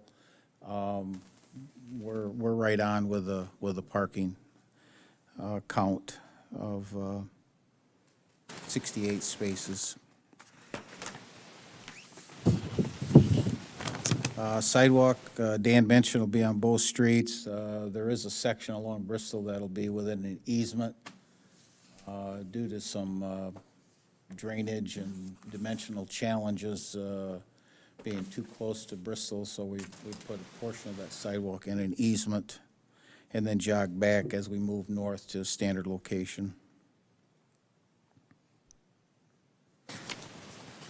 I think unless you have some questions, that's all I wanted to mention. Questions for the applicant?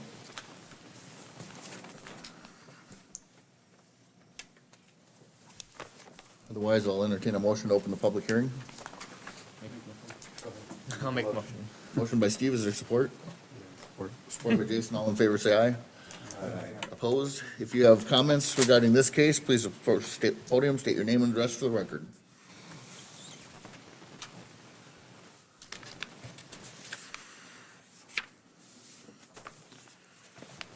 My name's Ken Rogers. I've lived at 3431 Bristol since 1971. And like this gentleman here said it kind of insensitively, I would like to keep these buildings out of there if I had the money to buy up and buy the woods up so I could keep it green. I have a problem with these spec buildings. We don't know what's going in. It's right in our backyard. Our bedroom is right there.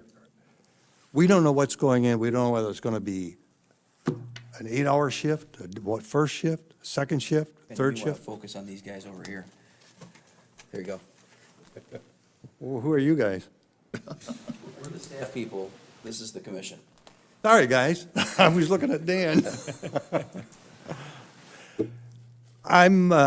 These spec buildings are, they're not predictable what's going to go in. You guys don't know what's going in. And it's going to affect us. We've lived there since '71.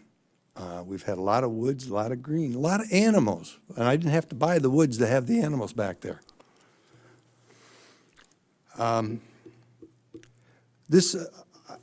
card that I received pertaining to the lot, this is 48,600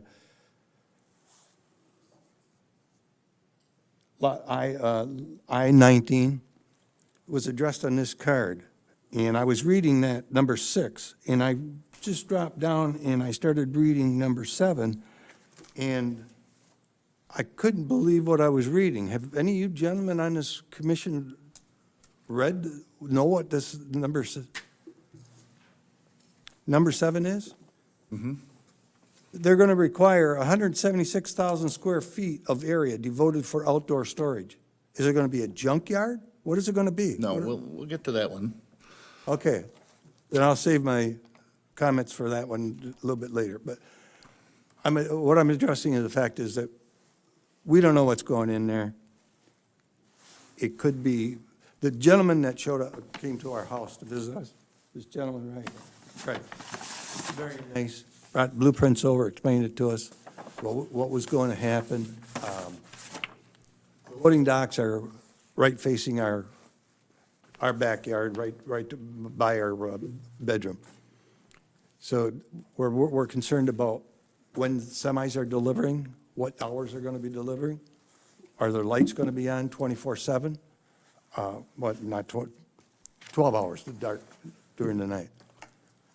Are they going to be controlled lighting so that they can dim down, or they're not as bright as what a lot of the new street light they just put in by us is so bright it lights up all around the neighborhood.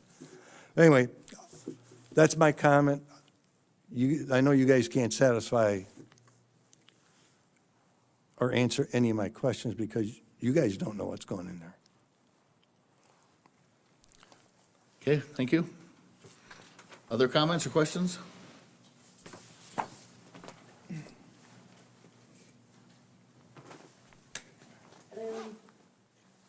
You've never seen me here before. I'm Betty Rogers. I live at 3431 Bristol Northwest, and I'm your broken record.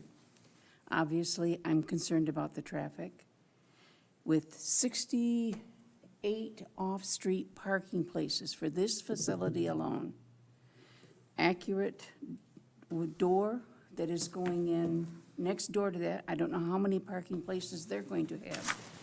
A lot of those people are going to use Northridge and Bristol to get to wherever they want to go. Is there any consideration being offered to put a traffic light then at Northridge and Bristol? Because with the speed limit at 45, most of the traffic is doing 55. There's still semis coming down Bristol all the time. I addressed it at a previous meeting. You said you would look into it. I know it's been brought up here that Bristol is not a truck route. Well, it isn't unless you catch the truckers who are using it. They're gonna, you're only breaking the law if you get caught. And I see them all the time, 7:30 in the morning. They use Northridge and come up Bristol and then go on to 4 Mile Road. Yeah, 4. So, there's a lot of traffic on Bristol. There's going to be an increased amount of traffic on Bristol, and I'd like at least the thought process to consider a traffic light at that corner to slow the people down. So, and of course, like my husband said, we're concerned about the deliveries that are going to be made to the facilities and how it's going to affect our lifestyle and property values. So, that's it. Thanks for your time. Thank you. Others?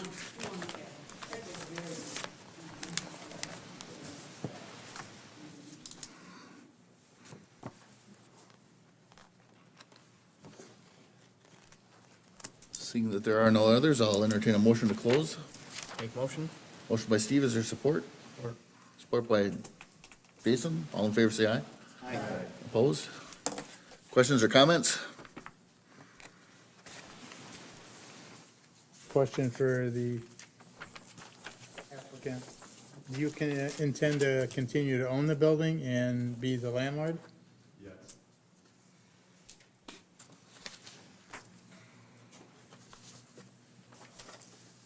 My comment would be, I did a little measuring from the back of their house to the back of the building, and I'm around 271 feet. So it's not extremely close.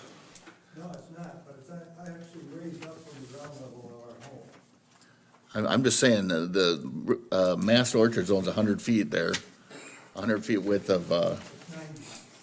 it's, huh? The lot between us and your industrial complex is about 90 feet. I just did a one line and it looked like it was 100, I'm sorry.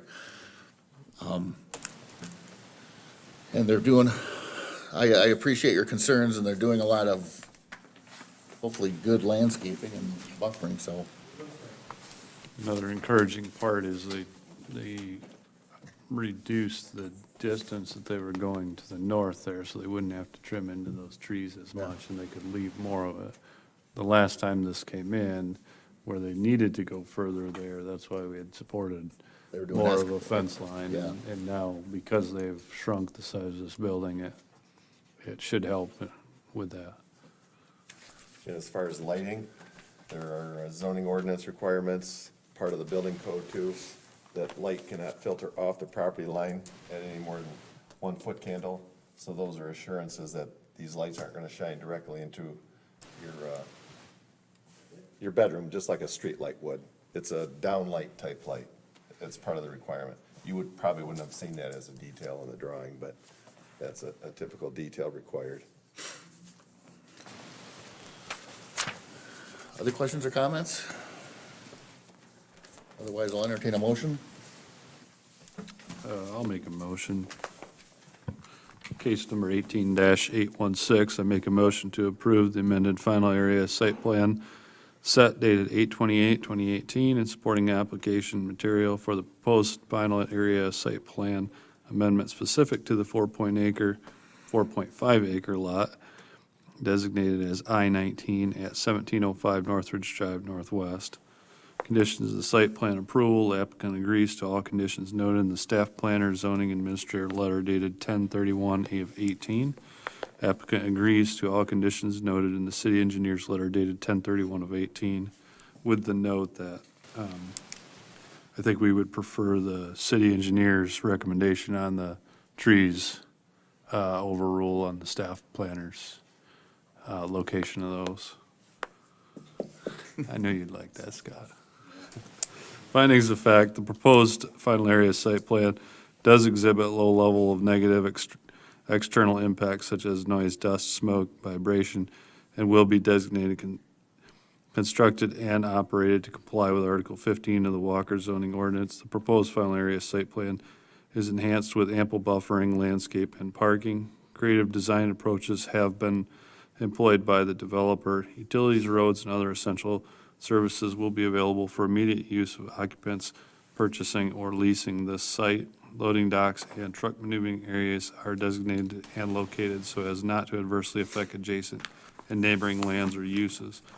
All forthcoming principal uses will be conducted with a completely enclosed building, and materials and products will only be stored on the property as provided by and subject to the screening requirements of section 94-180. We have a motion, there's support. Support. Support by Tim. All in favor, say aye. Aye. Opposed? Are you thinking this fall still? Depends how much it snows on Friday. Case number 18-815, Falk Noise American NLBV. Mr. Chair, I'm going to abstain from this conversation. I think you know why. Walker View Lot I-9, 1900 Northridge Drive Northwest, final area site plan request, public hearings. Applicant Falk North American NLBV, on behalf of owner RDG Walker LLC, has applied seeking final area site plan approval to construct a multi-phase industrial project. The first proposed phase will include a 78,750 square foot industrial building with related site improvements, including landscaping, parking, and sidewalks. Future phases will include a 132,000 square foot building addition, a second 16,875 square foot building, and a 176,000 square foot of area devoted to outdoor storage. The subject 25.3 acre lot will be subdivided from the parent lot located at 1900 Northridge Northwest. Dan? Thanks, Tyler. And to the conversation before the last review, now we do have another red sheet. This is something I left in front of you for tonight, so it's an updated motion just to reflect one thing that wasn't in the report, which was signage. So I'll get to that.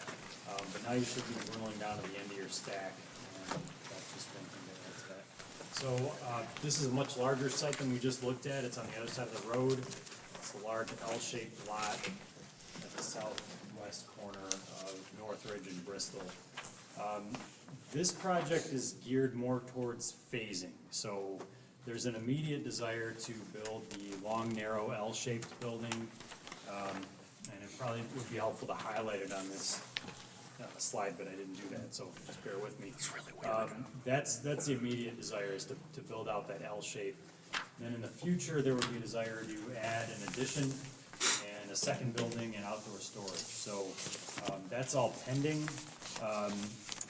but it is all on the plan. So the idea being, if it takes a while for this to get going, if a couple of years lapse, you'll very likely see another phase of this plan in the future. But in the short term, we're looking at this one roughly 80,000 square foot building, 28 off-street passenger vehicle parking spaces. And I'm that specific because there's also 17 trailer parking spaces, which is important for the inventory of the materials on their site. There's a roughly 2 acre detention basin that would serve this property. And then sidewalk along the entire frontage on Bristol, which is a big deal because that's a long length of frontage, but also on Northridge.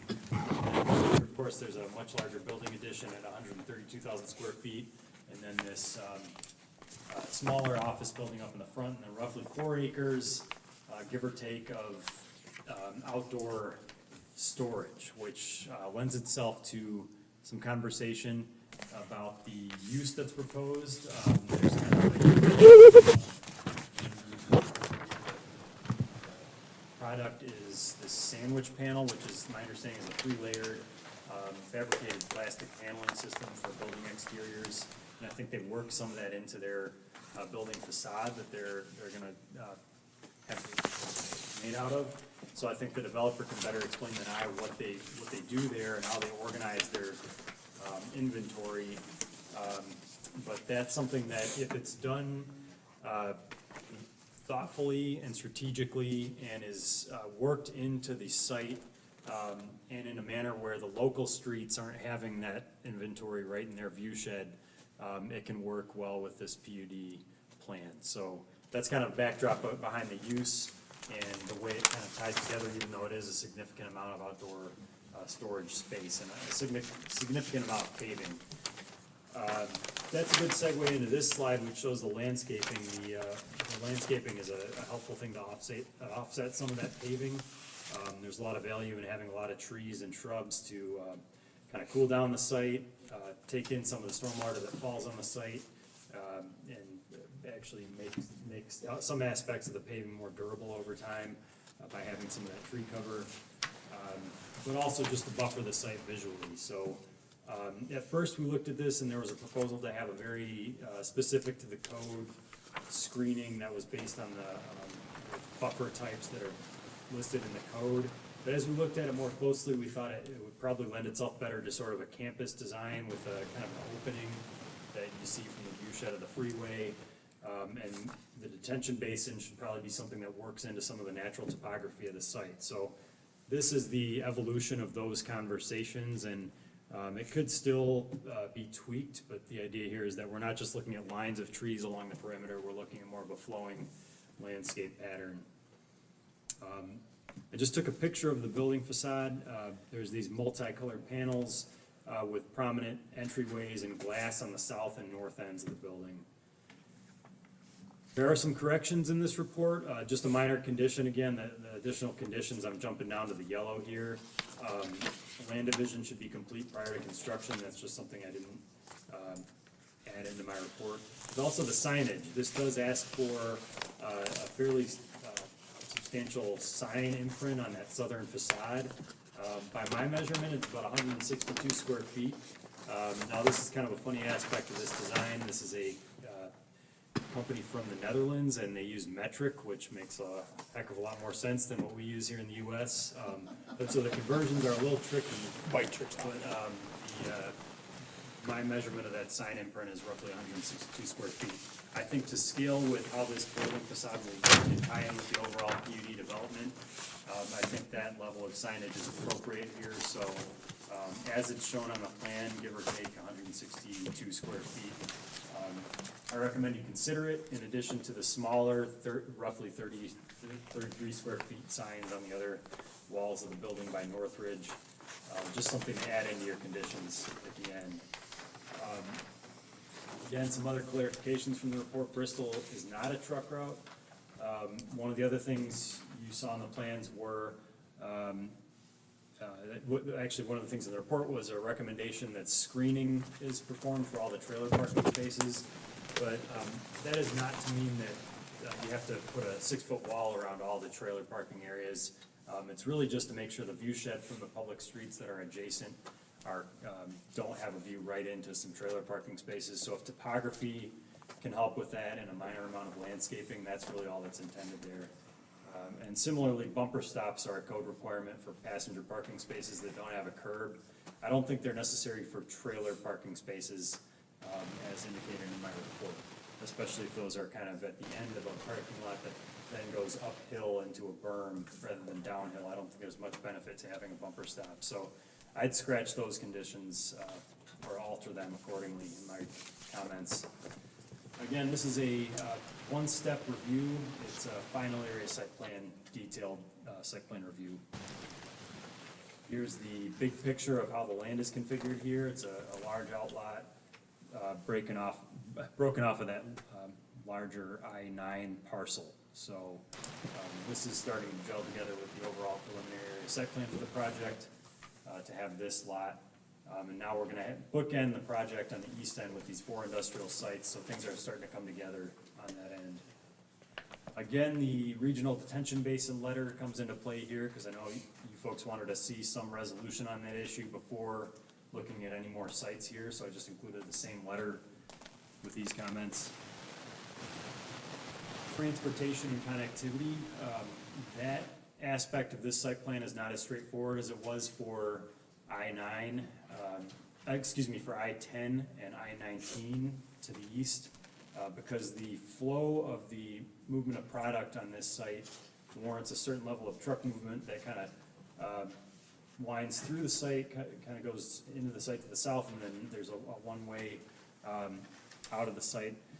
There's 2 driveways here, and they're kind of spaced so that they fragment from the driveway across the street at lot I-20. So that's something to talk about. The concern, and I didn't put it on this slide, but I think there's a little graphic in my report that shows that left lane lockup issue that you might have.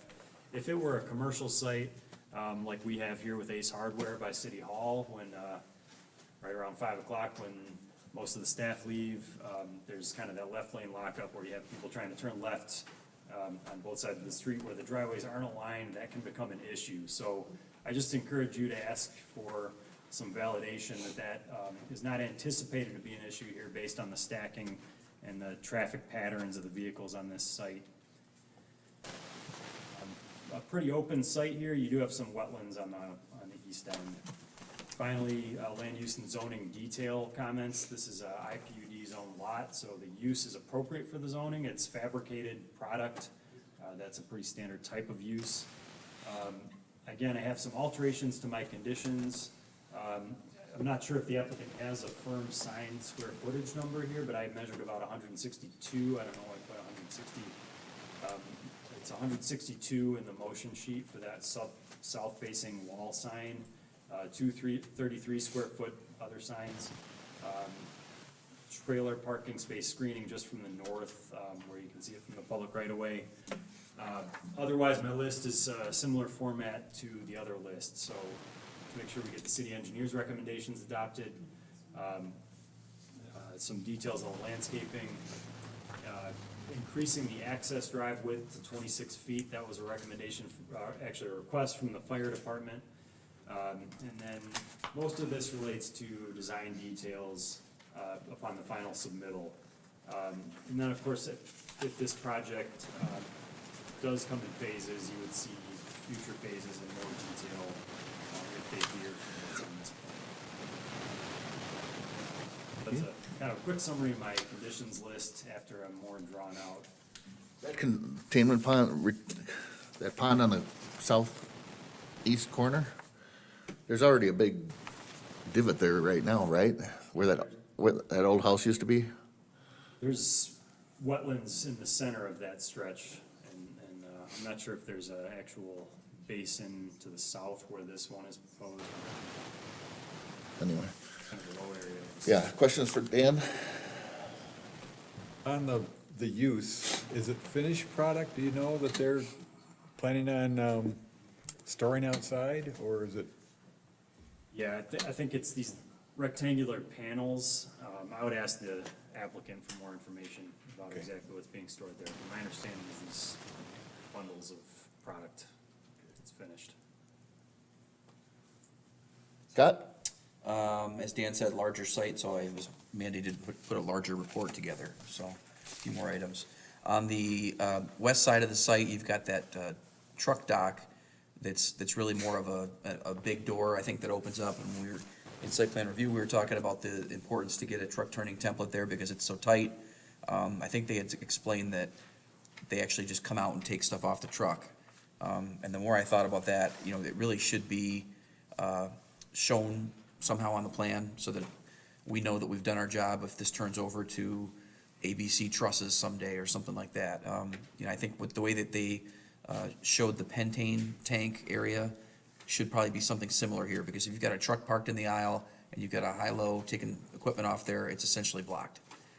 We want to make sure that doesn't happen. So I think it's important to show, just designate an area for that, to show that there's still access around the building. I'm sure the fire chief would appreciate that as well. The entrance lane is 36 feet, and with that, the site plan needs to show 3 lane widths. And we talk about this all the time when we get over 30 feet. They can allocate that 36 feet any way they want. They can have a larger entry lane and 2 smaller exit lanes, but it'll have to show that in the striping. We've also asked that there be a sign added to explain that there's no right turn for trucks. There's not a standard type sign for this. I put a couple of examples in the memo. The point is that they have to put something up there to help deter trucks from turning right, make sure they go left.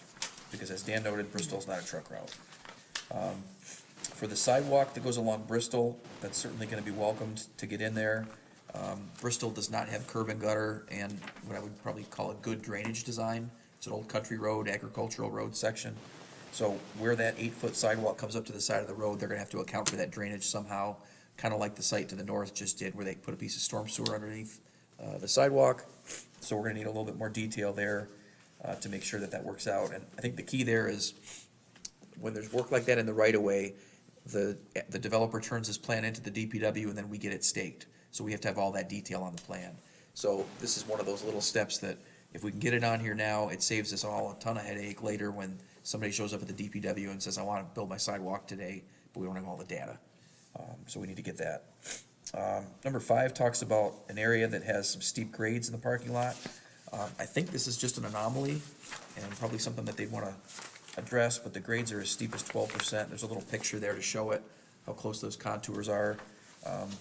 That's obviously a bad situation for trucks, so hopefully there's a way to melt that together a little bit more gently so that that fits.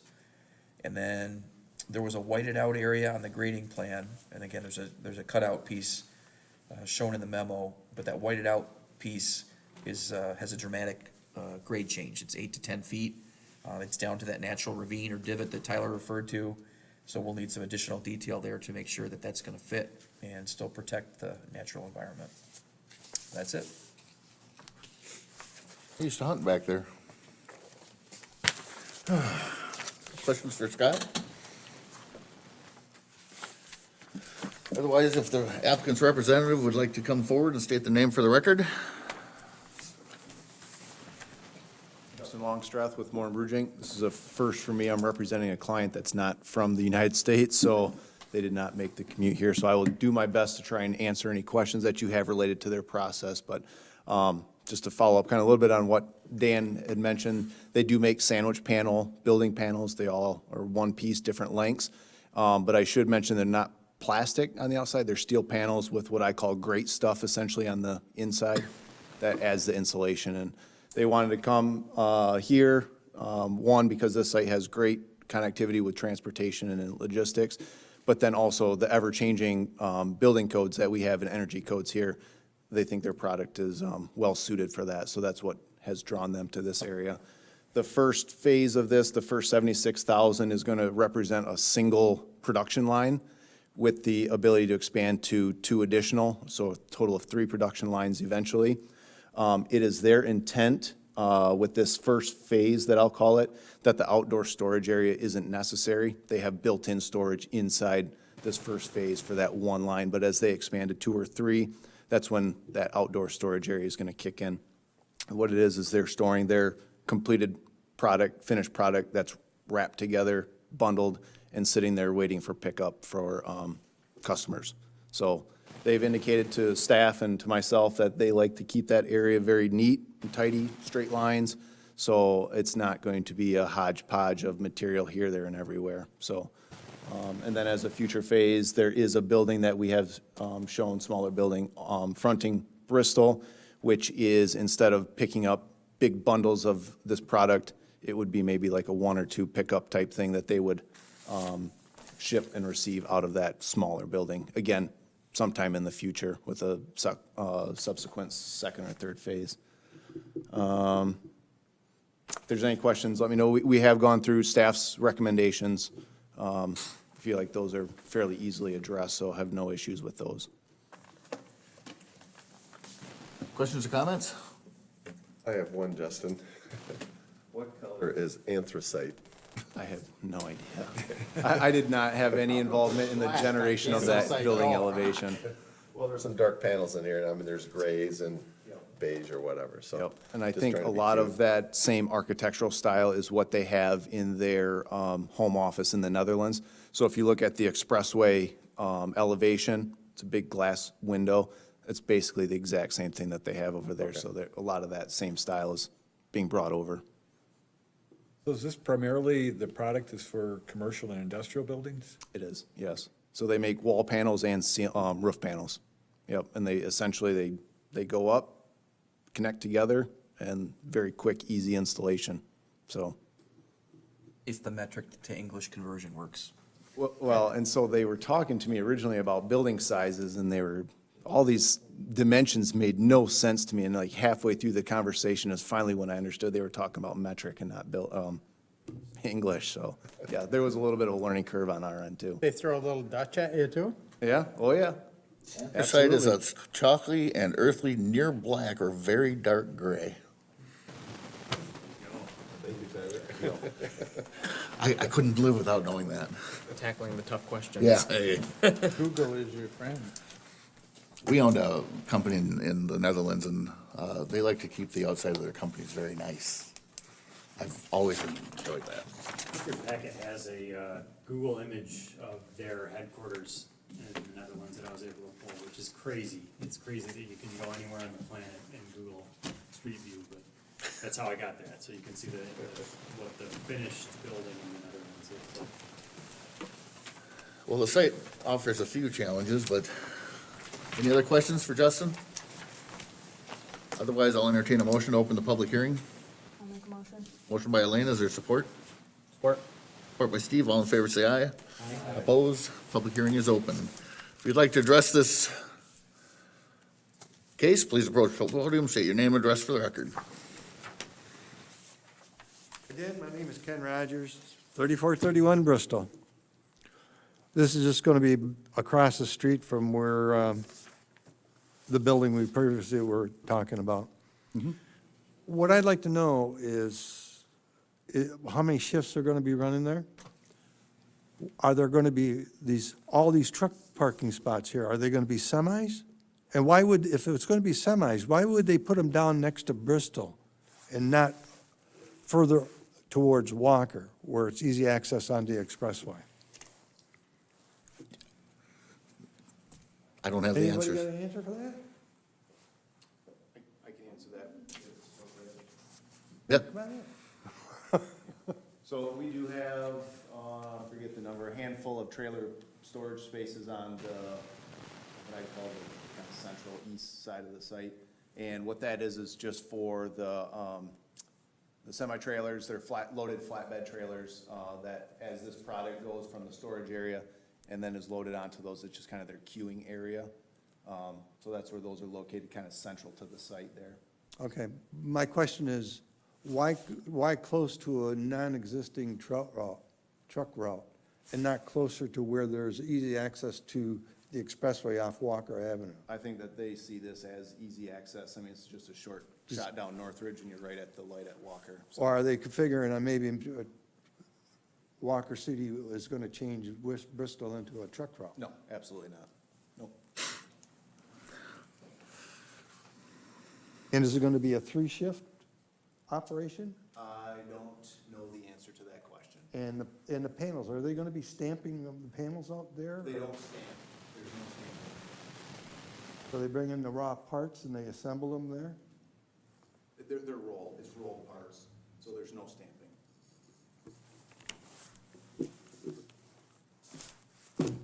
Answer my question. Thank you. Other questions? Can I just, without coming up, Pardon? can I just ask one quick question?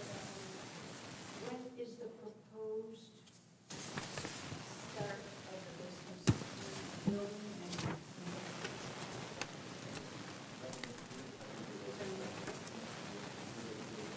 We're getting pretty late in the season to I know the piece of equipment that they have that's going in there, depends on getting that over to the States, but I think they'd like to be in operation next year. Other questions, comments?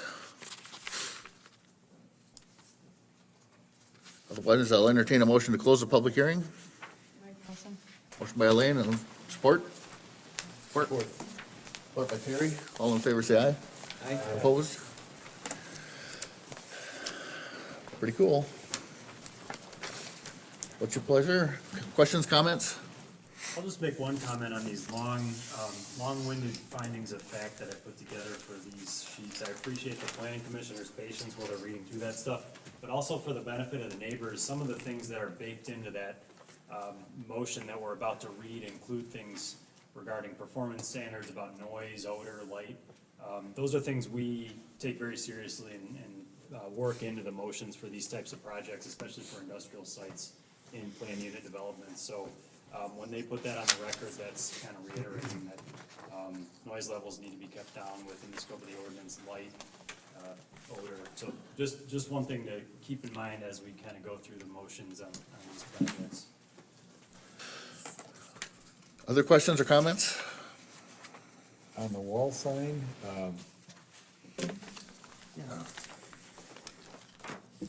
These people actually face 3 roads. They face Northridge, Bristol, and the freeway.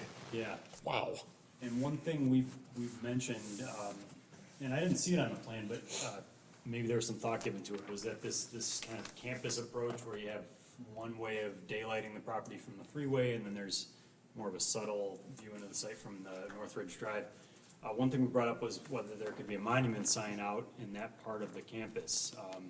So I think signage is something that's up for discussion. That is a large sign on the south-facing wall, like a 1-to-1 ratio of wall signage to lineal feet of building facade to sign area is not unreasonable, and with the roughly 200, between 210 and 220, I think, is the total wall sign area proposed here. That's probably not too unreasonable, given the entire building footprint being very large. But that's a pretty big stamp on the south-facing wall, so you might just ask if any consideration has been given to a monument sign, or if that can be reduced at all, if you're not comfortable with that. I've driven around the Netherlands. They go nuts with their signs. Seriously, they're huge signs on their buildings. I don't think they care what the size they are, but that's just what I've seen. 162 is the box of the.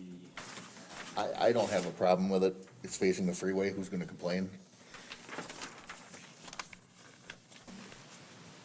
we have more flexibility because it's a PUD, or? Yeah, there's more flexibility because it's a PUD. So this, this stems from a section in our PUD ordinance that says, and it's kind of the way I wrote it in this red line here is based from that ordinance section. So the nature, size, density, location, or design of the proposed sign package, including the 233 square feet signs and the 162, are compatible with the signage and architecture of nearby properties. So I would bat that around, see if you think, pull up, we can have the large facade drawings here, see if it looks appropriately scaled. I think that, in my opinion, that back sign, because it does face the expressway, and probably over half of it is the graphic of this falcon, eagle, whatever it is. It's not a bunch of verbiage that, I think it's gonna be in keeping and in taste with the colored panels and things, so that's my opinion. Any other opinions? I agree. Mark? I'm okay with it. Yeah. I have a quick question. Is there gonna be any kind of signage at the end of the driveway that exits out on Northridge that states the expressway is semis to the left? Yeah, Scott Connors had that written into his conditions of approval. How's this compare in size to the Meyer signs on the side of the building on Lake Michigan Drive? So those ones are huge. That's the biggest ones I know of. Those ones are bigger than the one on Alpine for sure. I think what you ended up with there was something like a 1.5 square foot wall sign area per 1 lineal foot of frontage for that PUD in general. I can't recall off the top of my head the total number, but it ended up being, I think, a couple of 80 square foot or so, or yeah, even bigger than that. I know the one on the north side of that building is very large. I'll agree with Tim then. Yeah, I'm just thinking that the expressway is how many feet away versus a Lake Michigan Drive or a Wilson that you're trying to get. It's a big word, it's a graphic, so. If you want it to be read there, quite honestly, you're going 70 miles an hour. You can't put something that you'd put on a 25-mile-an-hour Yeah. street. That can't be the whole paragraph. Okay, other questions or comments? Otherwise, I'll entertain a motion. I will make a motion for case 18-815 to approve the final area site plan set revision dated 10/22/2018 and supporting application material for the first phase of development, including a 78,750 square foot building and related site improvements at the lot located at 1900 Northridge Drive Northwest. Conditions of final area site plan approval. The applicant agrees to all conditions noted in the staff planner zoning administrator's letter dated 10/31/2018. The applicant agrees to all conditions noted in the city engineer's letter dated 10/31/2018. Findings of fact per section 94-2133G of the Walker zoning ordinance. The proposed development does conform to the city's sub-area 1 future land use plan. The proposed development is adequately served by public facilities and services such as highways, streets, police and fire protection, drainage courses, water and sanitary sewer facilities, and refuse disposal. The location of the proposed uses and layout of the site are such that traffic to, from, and within the site will not be hazardous or inconvenient to the surrounding area. Any noise, odor, light, or other external effect from any source connected with the proposed use will not adversely affect adjacent and neighboring lands or uses. The proposed use will otherwise conform to applicable zoning ordinance requirements. The nature, size, density, location, or design of the proposed sign package, including approximately 33 square foot of wall signage along the building's north and east facades, and 162 square feet of signage along the south facade is acceptable and complements the signage and architecture of nearby properties. Okay, we have a motion by Steve. Is there support? Support. Support by Tim. Questions or comments? All in favor, say aye. Aye. Opposed? Motion carried. Thanks, Justin. I'm done. Did you know that Bissell is corporately headquartered in the Netherlands, not in Walker? Really? Yeah.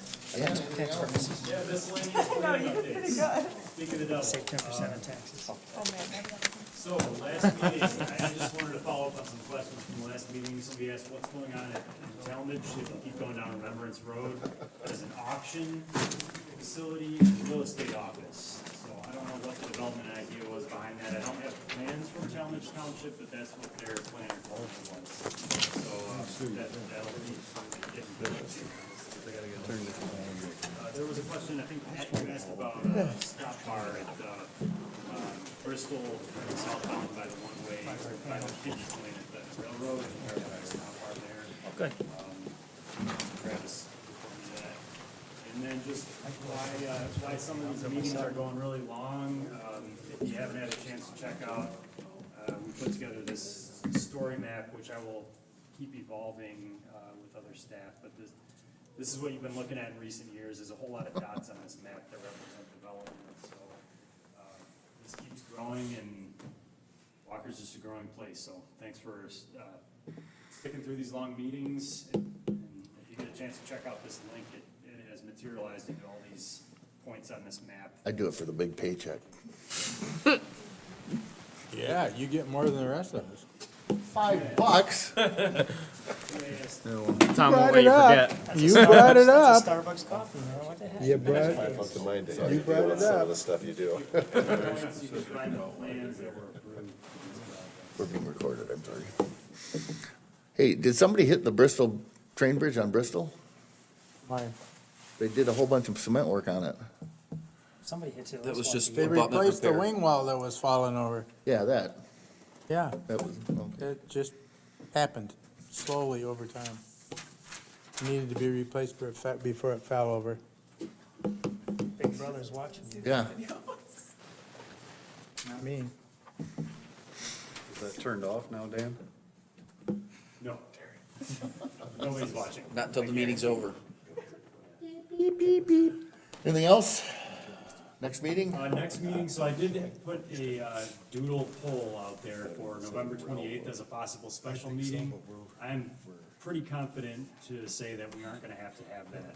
We got a lot done on this agenda, and I think some of the stuff that would have been coming up on the 28th is subsiding. So our next meeting would be December 5th. Enjoy Thanksgiving, enjoy. We're not having one the Monday. night before Thanksgiving? Yeah, I know you love that. I'm around. Me too. Whatever you do. So no. December 5th is our next meeting. Wow, December.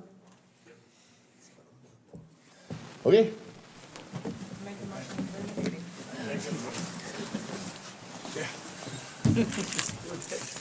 Some darker stuff.